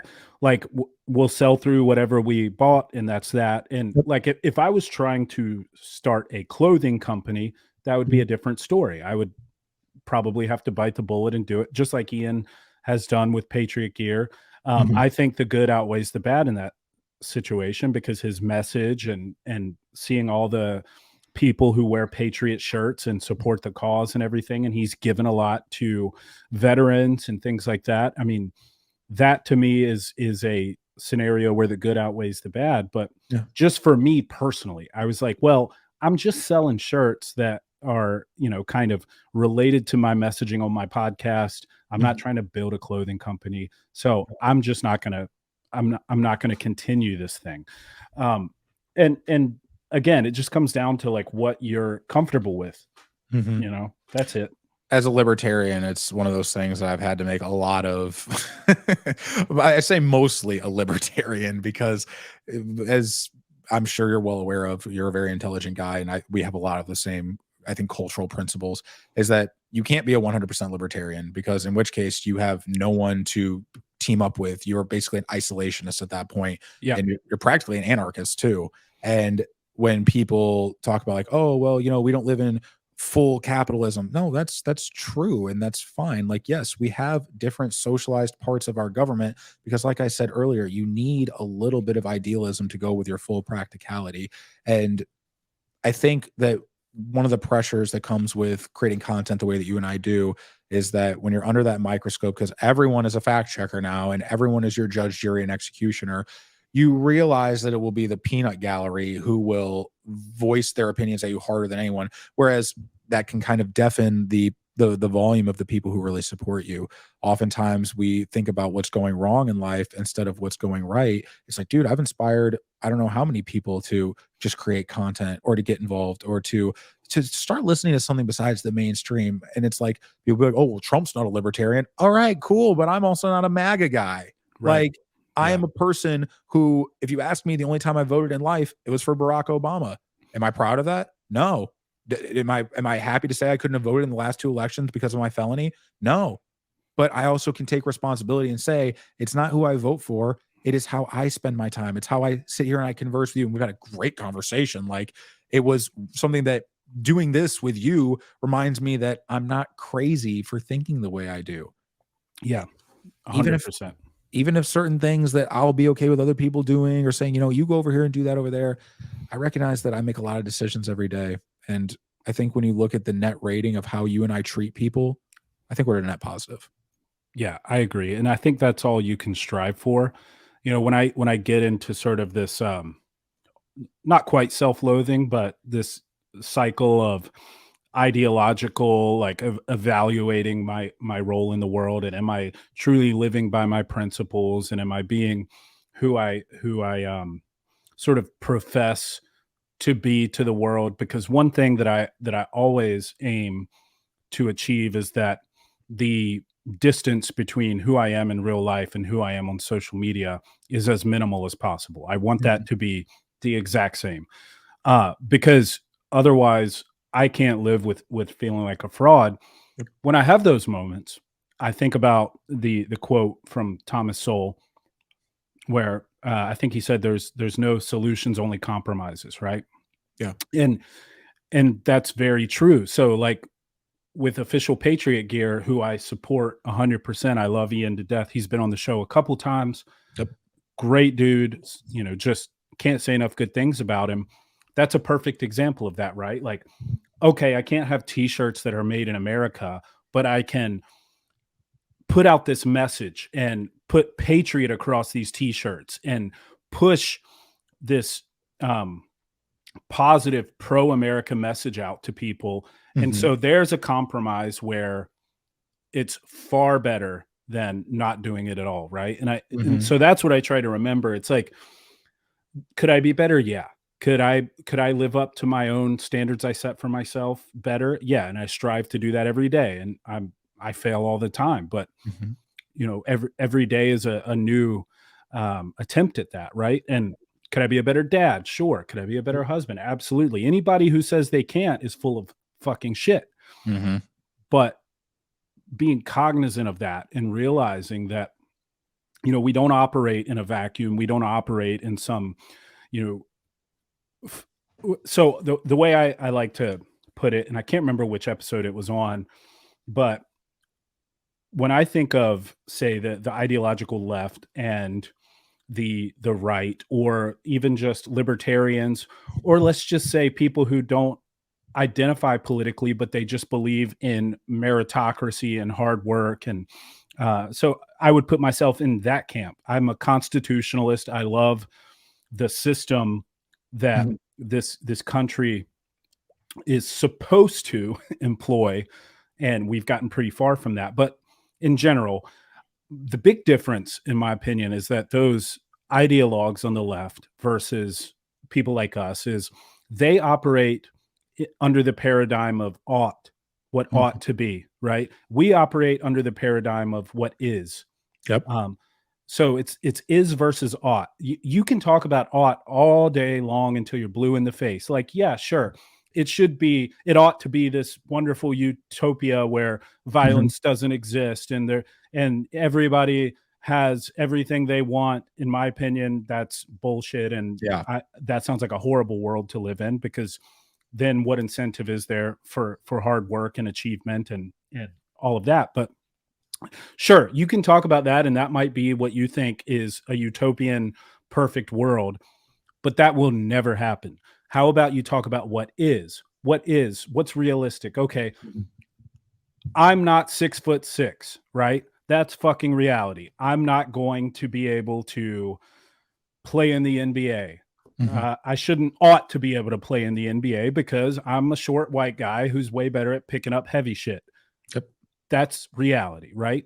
So you work with what you're given to optimize under the paradigm of what is, not what ought to be. And I think that's the big difference. And that's honestly the difference between the young me and the me today. Yes. Is I always like, we ought to have a black president. Well, why? What are his policies? What does he want to do with this country? You know, and so Is that statement not racist? right, it is racist. When Joe Biden said he doesn't know who the VP is going to be, but it'll be a black female or a female of color or whatever he said, that's racist. Yep. You know, and that I think is the big difference. And so it's easy to get caught up in the ought, but you really need to ground yourself in what is. And everything you said is dead on. I'll even relate it back to when I was younger and in college, because I went to Missouri State University, which is in the Bible Belt. And again, I was a more progressive guy, but I wanted objectivity, and they have free speech corners where they have these pastors and these preachers come in and they hellfire. One of them called my mom a harlot, and I wanted to slap the shit out of him. I was 20 years old, whatever. And the thing I remembered is that, like, why am I sitting here being sold my salvation by this guy? It's the same thing on the American left. And when you look at how you feel versus how things are, you may hate everything about Donald Trump. As a person, I think he's an obnoxious prick. It's very true. No matter how entertaining he is, no matter how good the policies may or may not have been, he is an obnoxious prick. That's all well and true. For all these people who want to sit here and make that the cornerstone of their personality, are you really going to sit here and tell me that as bad as you think this guy is, that Joe Biden is not a criminal? That Exactly. Nancy Pelosi is not making money off insider trading? That Gretchen Whitmer is not an actual communist? That Gavin Newsom hasn't sold out his entire state? My last girlfriend was in a long distance relationship. She's born and raised Southern California. She couldn't bring herself to leave. And she's actually very conservative, but and I respect her for this, because she saw how she felt about us, which was really good, but she saw the truth. And it was what Anna Kasparian said actually on PBD's podcast. She goes, I may feel all these different things about how awful Los Angeles and California become. I know the truth that since I have woken up to all this stuff, and she still works for the Young Turks, but whatever, since I've started to make these changes, if I leave, those people get control. That's not okay with me. If you're finding your principles and you're willing to say, it's not what I've done, it's what I will do, which is why you can put that faith in Ian, why you can put that faith that Andy's apparel will be American made. I can believe in the little bit of evidence that I have in front of me, given in any situation, that this will either turn into something or it won't. And the big piece about it is that if anyone gets anything out of what I've said today, please stop looking for people to sell you your values. You have to be honest about what is important to you. And if you can go to UC Berkeley and wake up there, and if I can stop selling drugs and stop believing that I'm a victim because I listen to certain kind of hip hop music, or because Bill Maher brought on some wise talking guests, so then you can sit there and say, I'm being sold something and I don't have to buy it. I can create the product and I can give it away for free, and people will support me knowing I did the right thing for them in good faith. It's not how you feel about things, it's how they are. Anyone can benefit from that paradigm shift. Exactly. Yeah, that's beautifully put. And I think it's really because we are a divided country, and I think the division is far deeper than political ideology or identity. You know, it really is something beyond that. And when I think on this a lot, I always come back to what you just said. You know, it's this living in the real world versus getting caught up in the way you think things should be. And that's not to say that you can't have a vision and you can't have goals, but you have to put those in the context of the raw material you're working with, which is reality, right? Mhm. You can't say that anyone can be an airline pilot. I mean, you know, you can't say that skill and merit aren't qualifiers and that immutable characteristics are what's most important. You have to be realistic, right?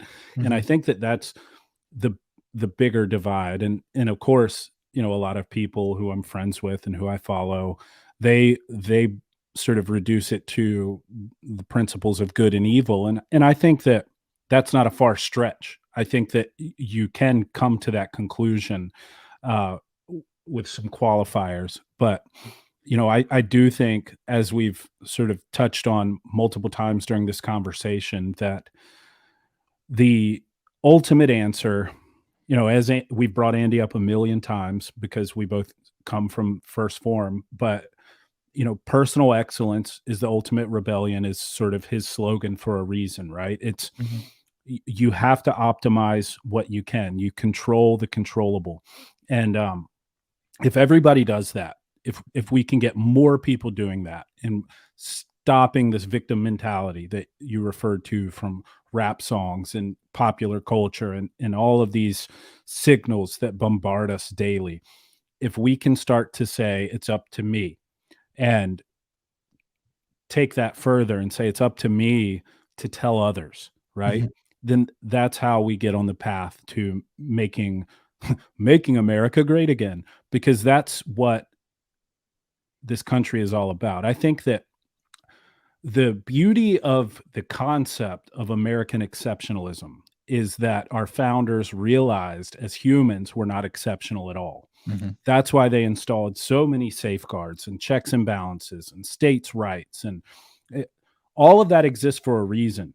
And it's because we are human and they operated in the is paradigm and they dealt with the reality of the human condition, which is that we're all fallible, we're all imperfect, and we are exceptional in this country because we acknowledge that fact and that's how we operate, right? Mhm. And I don't know, man. I just think that's the only answer is now that we have the decentralization of media and guys like you are out there, and guys like me, and guys like Andy, and everyone who's putting out this signal, that's how we heal, to use a cliche term. But I mean, I truly think that's the answer. Yeah, I believe that you have to have something. I mean, it's sales, which again, I hate diminishing it to that because you can be a good salesperson, you can be a bad salesperson. One of the things we learned from that camp was that a lot of people have a goal in mind, they just don't know how to reach it. Well, Mhm. I would believe that not even just given that education, but just given our life experiences, Dave, people like you and I, who we've been through a lot of different stuff, and not a lot of those situations are comparable, but it seems like our trajectories were very, very similar in a lot of ways. Um, to me, the best thing that we can do is be that example of what is possible. Like everyone in hip hop culture, and they're even starting to come back around now, which is awesome. Snoop Dogg, YG have changed their Yeah. opinions heavily. They all looked up to Donald Trump because he was the idea of what is possible in this country. That's why he was mentioned in every rap song. And it wasn't just because he was rich and famous, it's because he commanded culture in a certain wave of it. And it's not about being rich or powerful or famous. It's about igniting change. If you understand something when in your plight for money, like because everyone has to get money. It doesn't matter. Like you have to be able to pay your bills, you have to be able to stack away money for a rainy day, you have to have something planned. If you make it about you, you will probably go the way of the grifter, which is the person who will and I gotta say this, I gotta double down on your point. I have a lot more animosity towards the conservative grifter more than I do the person who is legitimately a leftist, because that person really believes the thing that's coming out of their mouth. Their entire identity is foisted upon it. When you look at some of these guys who, again, I'm not going to name them by name. It would be great, but I'm not going to give them any publicity right now. It's like, I feel like you're selling me a character of who you are. You don't produce any change for anyone. You don't produce any results for anyone. If I look at one of these guys who has 2.2 million followers and all he does is repost memes and stories, he's heavily overweight. Mm-hmm. He's not taking care of himself. And he's all about making America great again. But like, bro, like, you look at a guy like Chris Christie, for example. Chris Christie is the biggest loudmouth blowhard who was ever the Republican governor of New Jersey with an 8% approval rating I've ever seen. You want to sit here and talk about how you were going to be the guy to clean Donald Trump's clock. Bro, all you clean is your damn plate, my guy. And I don't want to sit here and insult you for your weight, but if you can't lead yourself to a healthy BMI, if you can't lead yourself to a better lifestyle after 20 years of people talking about you being a fat fuck, you are not going to lead me to shit. You don't inspire me. The thing that inspires me about Vivek, and sometimes, yeah, I think he can even be a little corny, but the truth is that the guy is willing to sacrifice his whole image, all the comforts. He could have just done big pharma his whole ass life. But you know what? He's sitting there and he's calling out Lester Holt for lying about the Russia collusion for as many years as they did. That's a guy who inspires me to do what I do. You got a few minutes on NBC, and he had the one girl was like, nothing's going wrong. Everything's fine. That inspires me more than just about, and even Ben, who can be annoying at times. Yeah. He believes in real values where people, if you create a family unit, if you provide real value, if you do good things for the right reasons, you will be rewarded. Don't do it for your ego, and don't do it to grift, because you will get found out. You will get exposed every fucking time. Yeah. Well, I mean, you're building a house on an unstable foundation, you know, and that's why I have so much respect for Andy. And I've told him this directly. Yep. I mean, he's the last person that needs to do what he's doing. The guy's massively successful. And so I look to that as an example when I have those moments of, man, I'm good. I'm just going to chill. Why do I need to do this? Why do I need to take the arrows, right? Why do I need to keep putting this shit out there? Because I don't have to, right? Oh. He doesn't have to, man.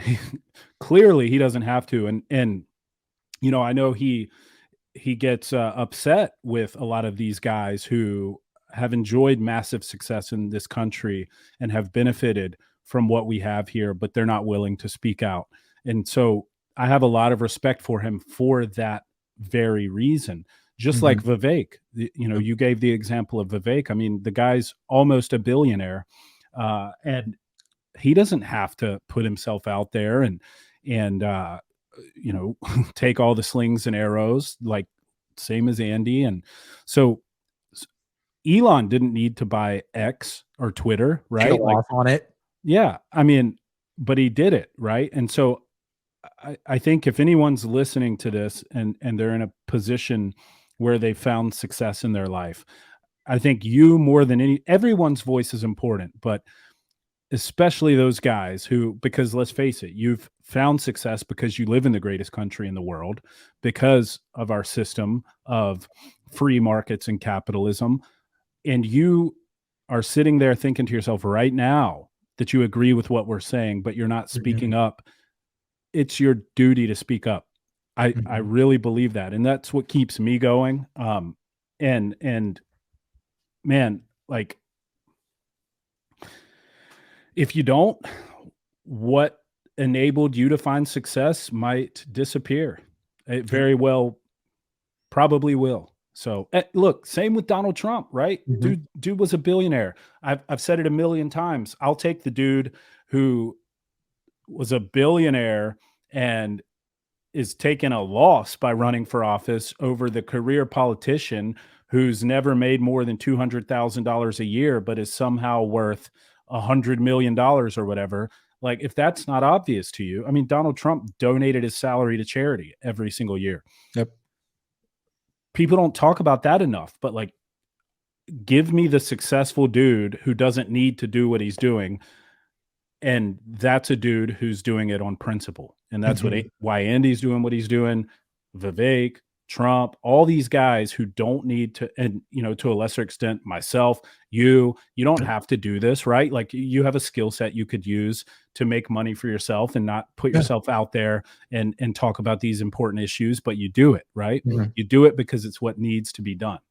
I couldn't live with myself if I didn't. Andy and I spoke not too long ago, it was probably a couple weeks ago, and he brought that same point up to me.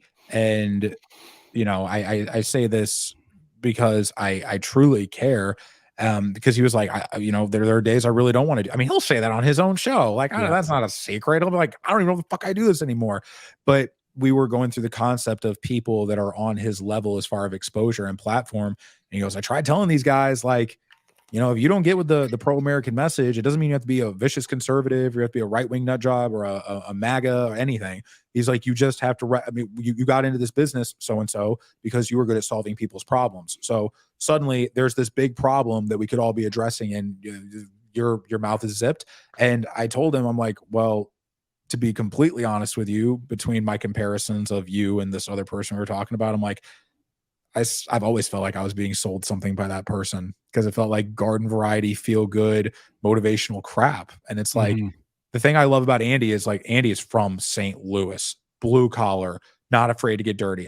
The first store he ever opened of S2 is where my fitness journey began. And that's where he slept in the back of that motherfucker. And you can't get a more authentic message than a dude who was stabbed in the face, who's originally from St. Louis, who was broke for 10 years straight of his first business, who has created all this amount of potential and all this success for all these other people. Like, all the executives at First Form and S2, they're great people who have amazing morals, and it's because of his leadership.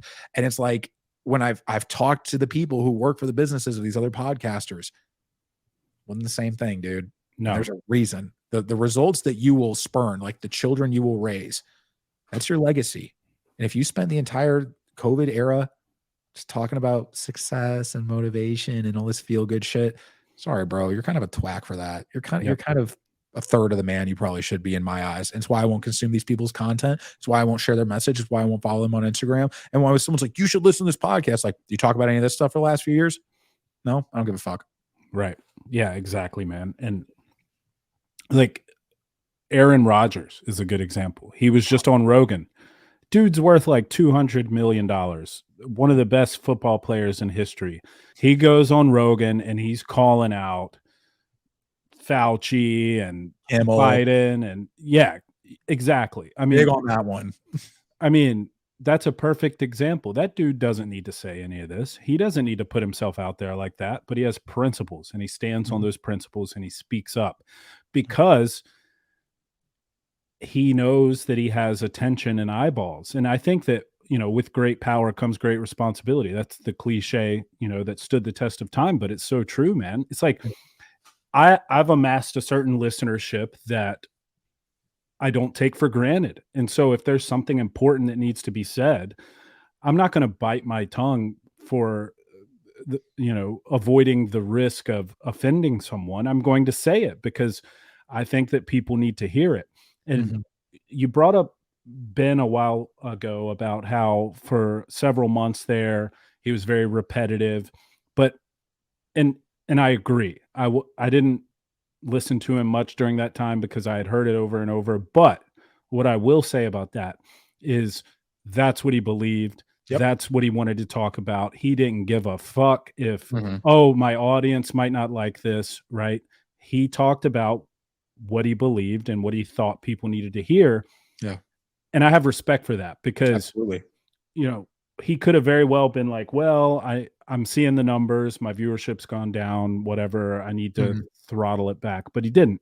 And whether you agree with him or not, I think that's respectable.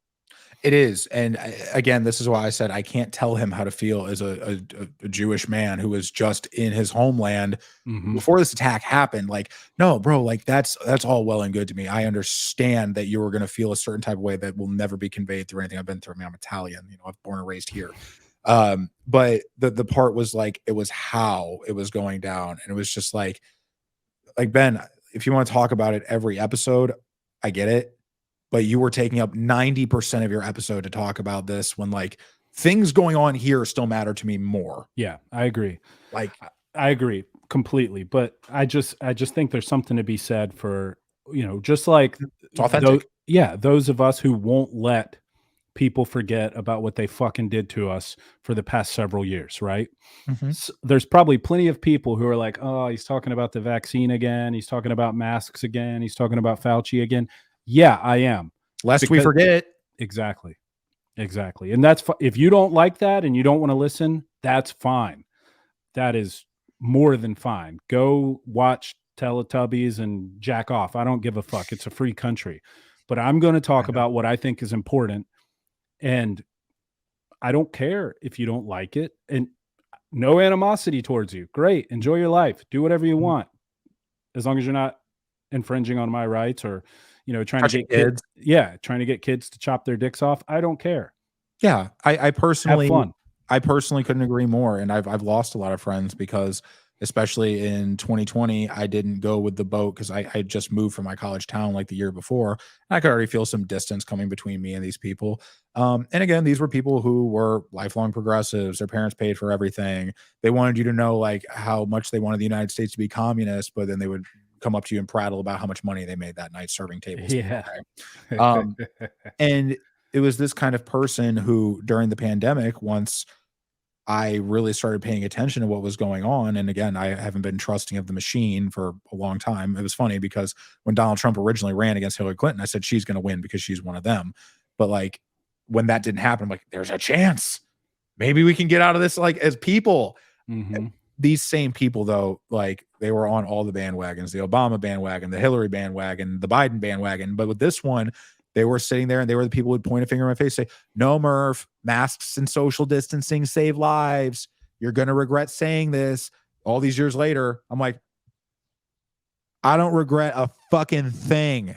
And I don't even want to say I benefited off of telling what I saw to be the truth, regardless of what happened. And yeah, like Ben is one of those people whom I own like 4 of his books. I subscribe to the Daily Wire like Plus, like I pay for it, and I don't agree with everything he says. And in a lot of cases, like dude, he'll sit there and he'll be like, I have a pretty mean bench press. I don't understand why everyone's animosity against Mitch McConnell. Everyone's like, oh, he's awful. He's this terrible guy who runs the Senate. You understand like everything that happened for Donald Trump, like while he was in office, like Mitch McConnell was like his best friend. I'm not going to sit there and ever give you any credit for giving Mitch McConnell praise, bro. That's never going to be something I'm like, good job. Like, but you know what? It's the compromise of it. It's like 90% of what dude says, I think is factually based and I agree with. Even the 10% that might be factually based and I disagree with, I'm not going to bleep dude out. I might not listen to an episode or two, but I believe in parity.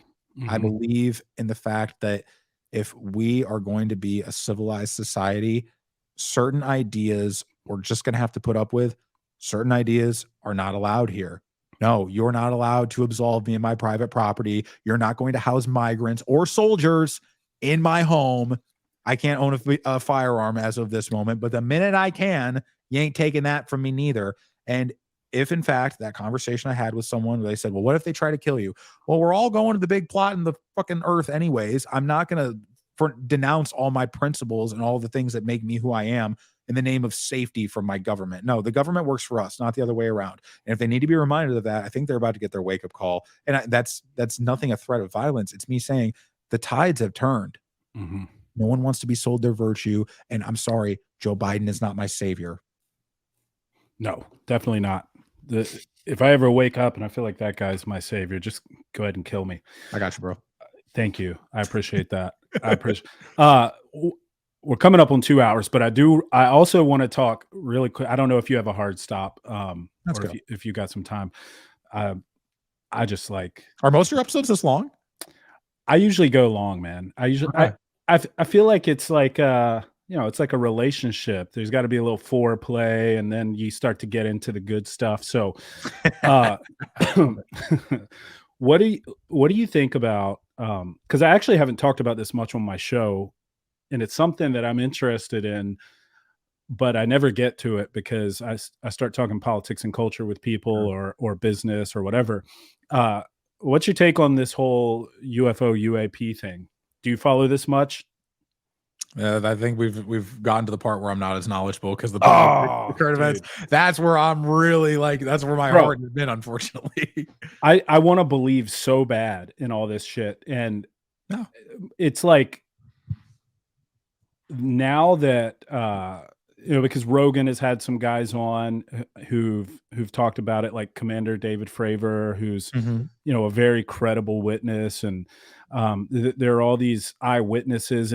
And but it's like now that the government is saying we're looking into this and these UAPs, UFOs are real. It's like I don't want to believe it anymore. It's like I don't trust you guys. If you're Uh, tell you don't follow this much. okay, so I thought there was like a specific incident or something that I missed out No, on. just in general. I mean, so Oh, there's there's basically two camps, right? Well, three. There's people who don't believe at all, which it breaks my heart that Elon is like, no, I don't believe in aliens. I haven't seen any. If anybody did, I would see them. But there's kind of it's interesting, man, because it's something that's been prevalent throughout the historical record. Like even in the Bible, there are descriptions mhm. of things that sound an awful lot like UFOs, like crafts. Now, during that time, people had no frame of reference, so the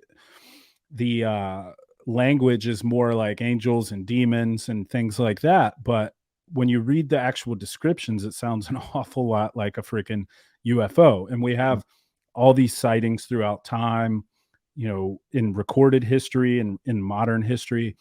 And once you start digging into it a little more, it's interesting. Are you familiar with Bob Lazar and his story? I know the name, but I'm not going to act like I understand too much about the history. So you got to look into this, man. He was on Rogan, and he's the dude who basically claims to have been employed to try and retro engineer alien technology at this base in Nevada, I think, Mhm. near Area 51, but it was, I think, Area S2 or something like that. But anyway, I've always thought of this as, aliens from other planets potentially like checking us out, whatever. The universe is so big, just statistically, it makes sense to me. But, a lot of people are talking about the fact that it's likely that now that modern physics has revealed there are many more dimensions than just the three that we exist in. Mhm. They could be interdimensional beings who are literally present all the time, Yeah. but sometimes they cross into basically the dimensions we Mhm. perceive. Yeah.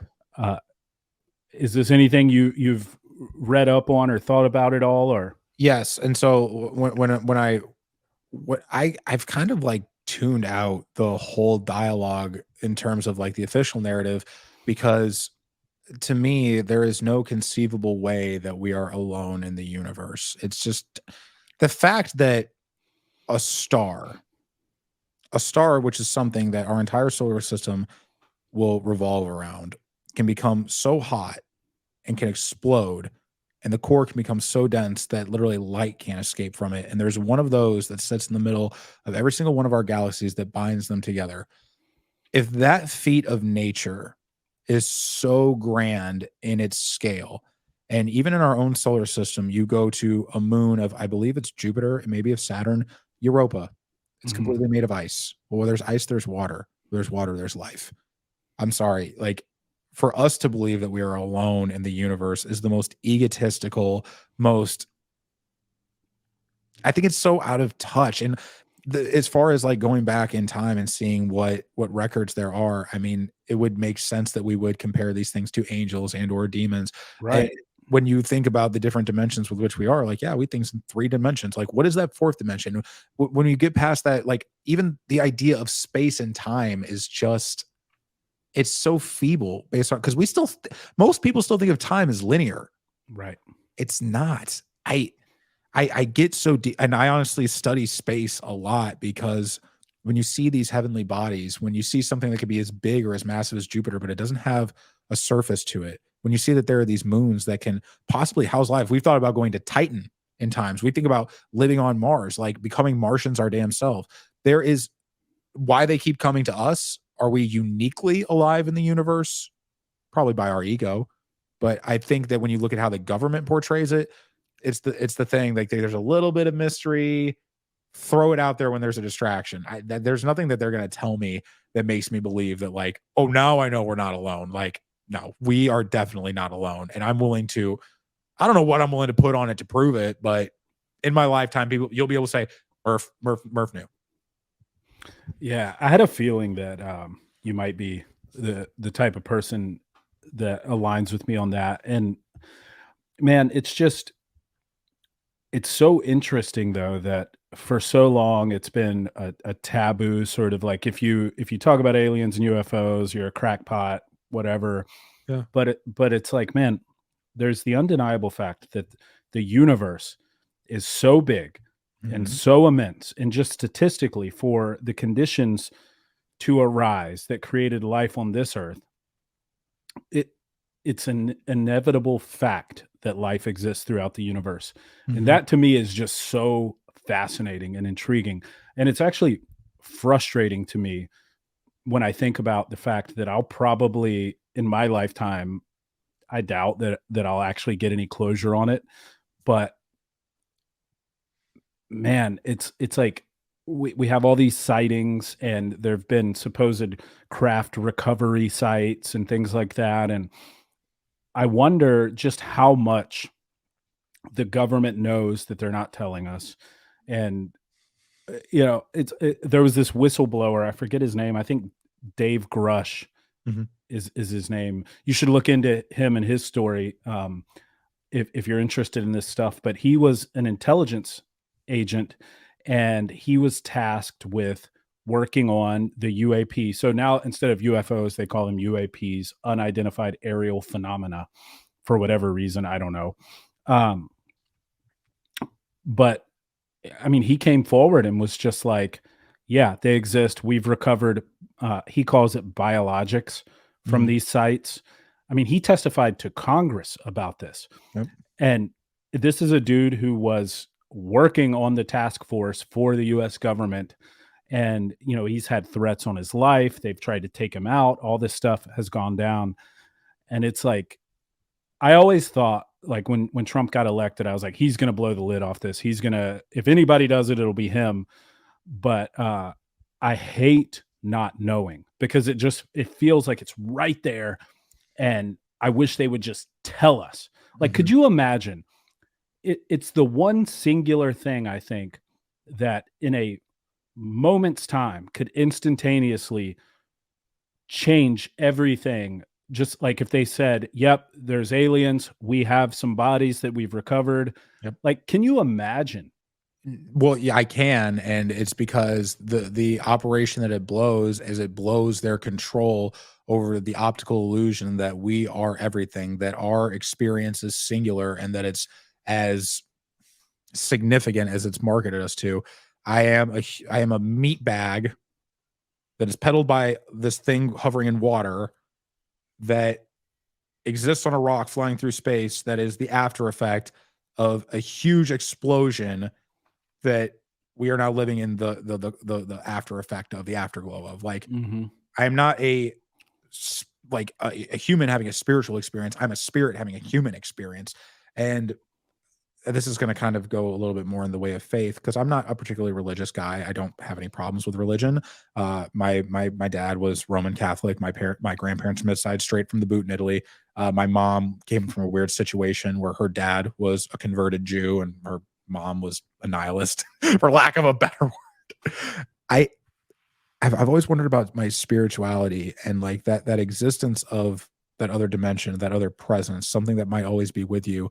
When people think about the idea of God, there's like the Judeo-Christian idea of like the old white man with like the beard and like the robes and the heavenly light around him in the clouds, and that's all good. That's all well and fine. If that's the denomination you come from, that's fine. To me, the existence of God is, it's my conscience and it's Mm. karma, and it's that little voice. It's not just because we're programmed by nature versus nurture. It's because instinctively we get this tug in. that spiritual realm of you that lets you know that this is either the right thing to do or the wrong thing to do. And if I have given that much identity to my spirituality, then why is it so far outside the realm of belief that there could be something trying to make contact with us, that probably has made contact with us, that there's probably a bunch of some things, and maybe some of them are well-meaning and they're just here to coexist with us. Maybe some of them are like xenomorphs and they're gonna release all the little face huggers that are gonna do the parasitic fucking thing with us, and they throw a face hugger down. You know what I mean? Like Yeah. that's the most horrifying concept in horror, by the way. If Mhm. no one's ever seen Alien, most horrifying concept is the face hugger, not the xenomorph itself. I truly do believe that when we look at how the generations and the eons that came before us, the little bit of the notes that they left for us in hieroglyphics and texts, it's not by mistake. And you see the people who want us to believe that we're alone. They're the same people who want you to believe that they trust the science. So you're going to sit in your home away from sunlight and you're going to wear this thing that covers your face and you're going to eat all these carbs that are highly refined and they're going to mess with your body's ability to regulate insulin response. Like, I look at who is selling me what they are selling me and I just don't fucking buy it. Yeah. That's No, me neither, man. big encapsulating thought, but I think it ties in very well. Yeah, and so when I think about it, I always, when I think about the government or the establishment or whatever term you want to use, the elites, the Machine. globalists, the machine, which by the way, Rage Against the Machine, biggest letdown ever. Rage on behalf of the machine. Exactly. But when I think about it, I always, once you start to think from the perspective of everything they do is with the purpose of dividing us so they can control us, most things make sense when you start to think of it that way, right? I think you would agree with that.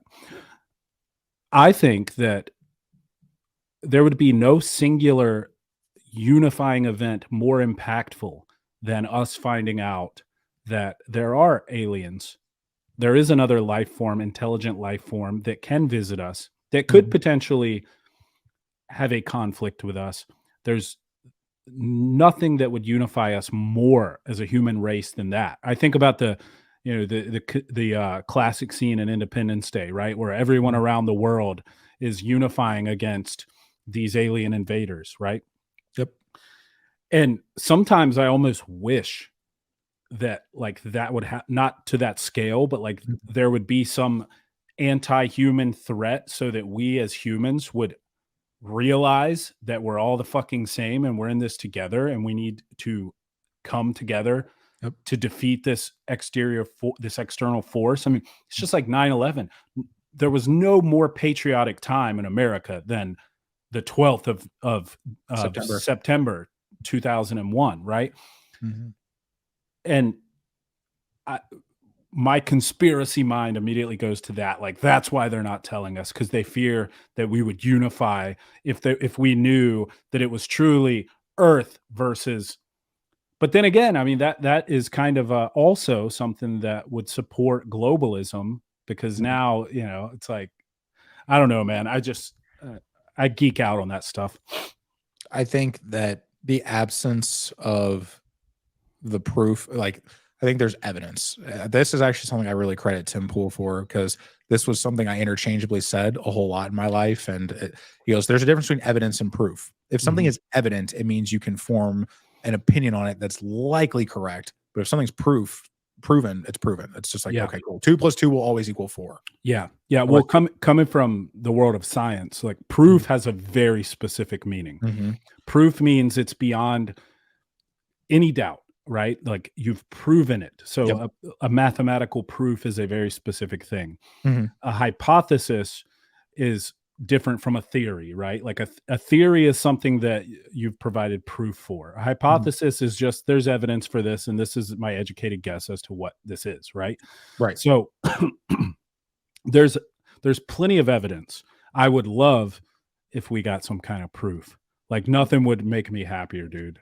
But the thing that it's going to allow me to do whenever that moment inevitably comes, and maybe it doesn't come in our lifetime, but the thing it'll allow me to do is just die with peace, knowing that there was something that was that big that was hid from me from my government.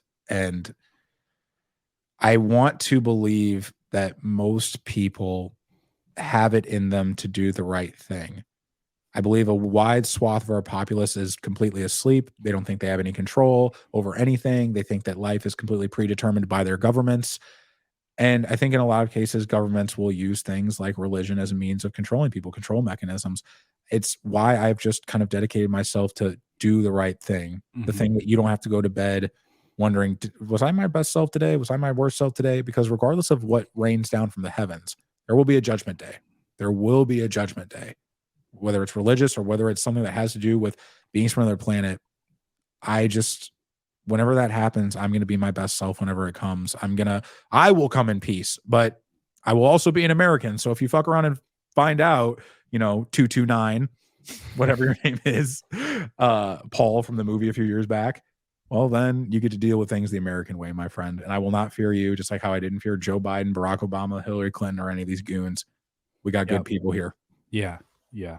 Well, thanks for entertaining my my wild alien infatuation, because it's something that I want to talk about on the show that I never get around to. But do it. But yeah, man, it's just one of those things where if there was a zombie apocalypse or an alien invasion or name any sort of external existential threat to humanity, very quickly we wouldn't care about fucking pronouns or gender identity or any of that stuff. We'd be like, it's us versus them. And then you immediately return to first principles in the law of nature. And that's whoever has the biggest fucking stick wins, and whoever works the hardest wins, and whoever, and so that's just something I think about a lot, because I think that in America, one of the biggest problems is that we don't have enough real problems. Correct. That people are too comfortable. First world problems. Yeah. And, you see this throughout history. Towards the end of civilizations, they always become obsessed with gender and sexuality. It happened in the Roman Empire. It's happened so many times. History rhymes, right? And that's where we are. We sit in air-conditioned buildings, absorbed in social media, right? And we don't have to survive. We don't have to find food. We have no real problems. So we create problems because we are a problem-solving species. Like we have that drive within us inevitably, and how it manifests itself is now in creating false problems. So I just wish we could somehow return to having real problems, because I think that would actually unite us. But I don't know. It's just the things I think about when I'm laying in bed at night. That conversation I had with Andy not too long ago, I actually related it to business, and which for me to bring that up in a conversation with Andy, I checked myself. I'm like, did I really just say that?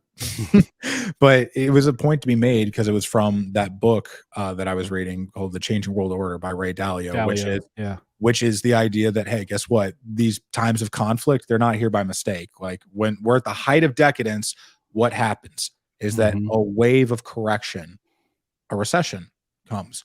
What happens during a recession? Yeah, things economically get harder, but it also foists out all the corrupt and illegitimate businesses and actors that are in an economy. Like when you think about what happened, because I was in high school during the Great Recession of 2007 to 2009, we saw a lot of banks go down. We also, unfortunately, saw the government come to the aid of a bunch of banks, like, oh, we'll bail you out. But what I think that means in a grand scheme is that, yeah, we're fat, we're bloated, we are spoiled, we're lazy, we're entitled, and we have this awful predisposition that says if you just comply, you will be fine. You'll own nothing and be happy, as they say. The unfortunate truth is that the reckoning is going to be that when idealism and practicality reach such a tipping point, only one is going to survive, and it's not going to be idealism, because all the people who you are depending on to push that rock for you, well, these people aren't strong. These people aren't enabled. These people haven't been taught how to think. You've programmed them with what to think.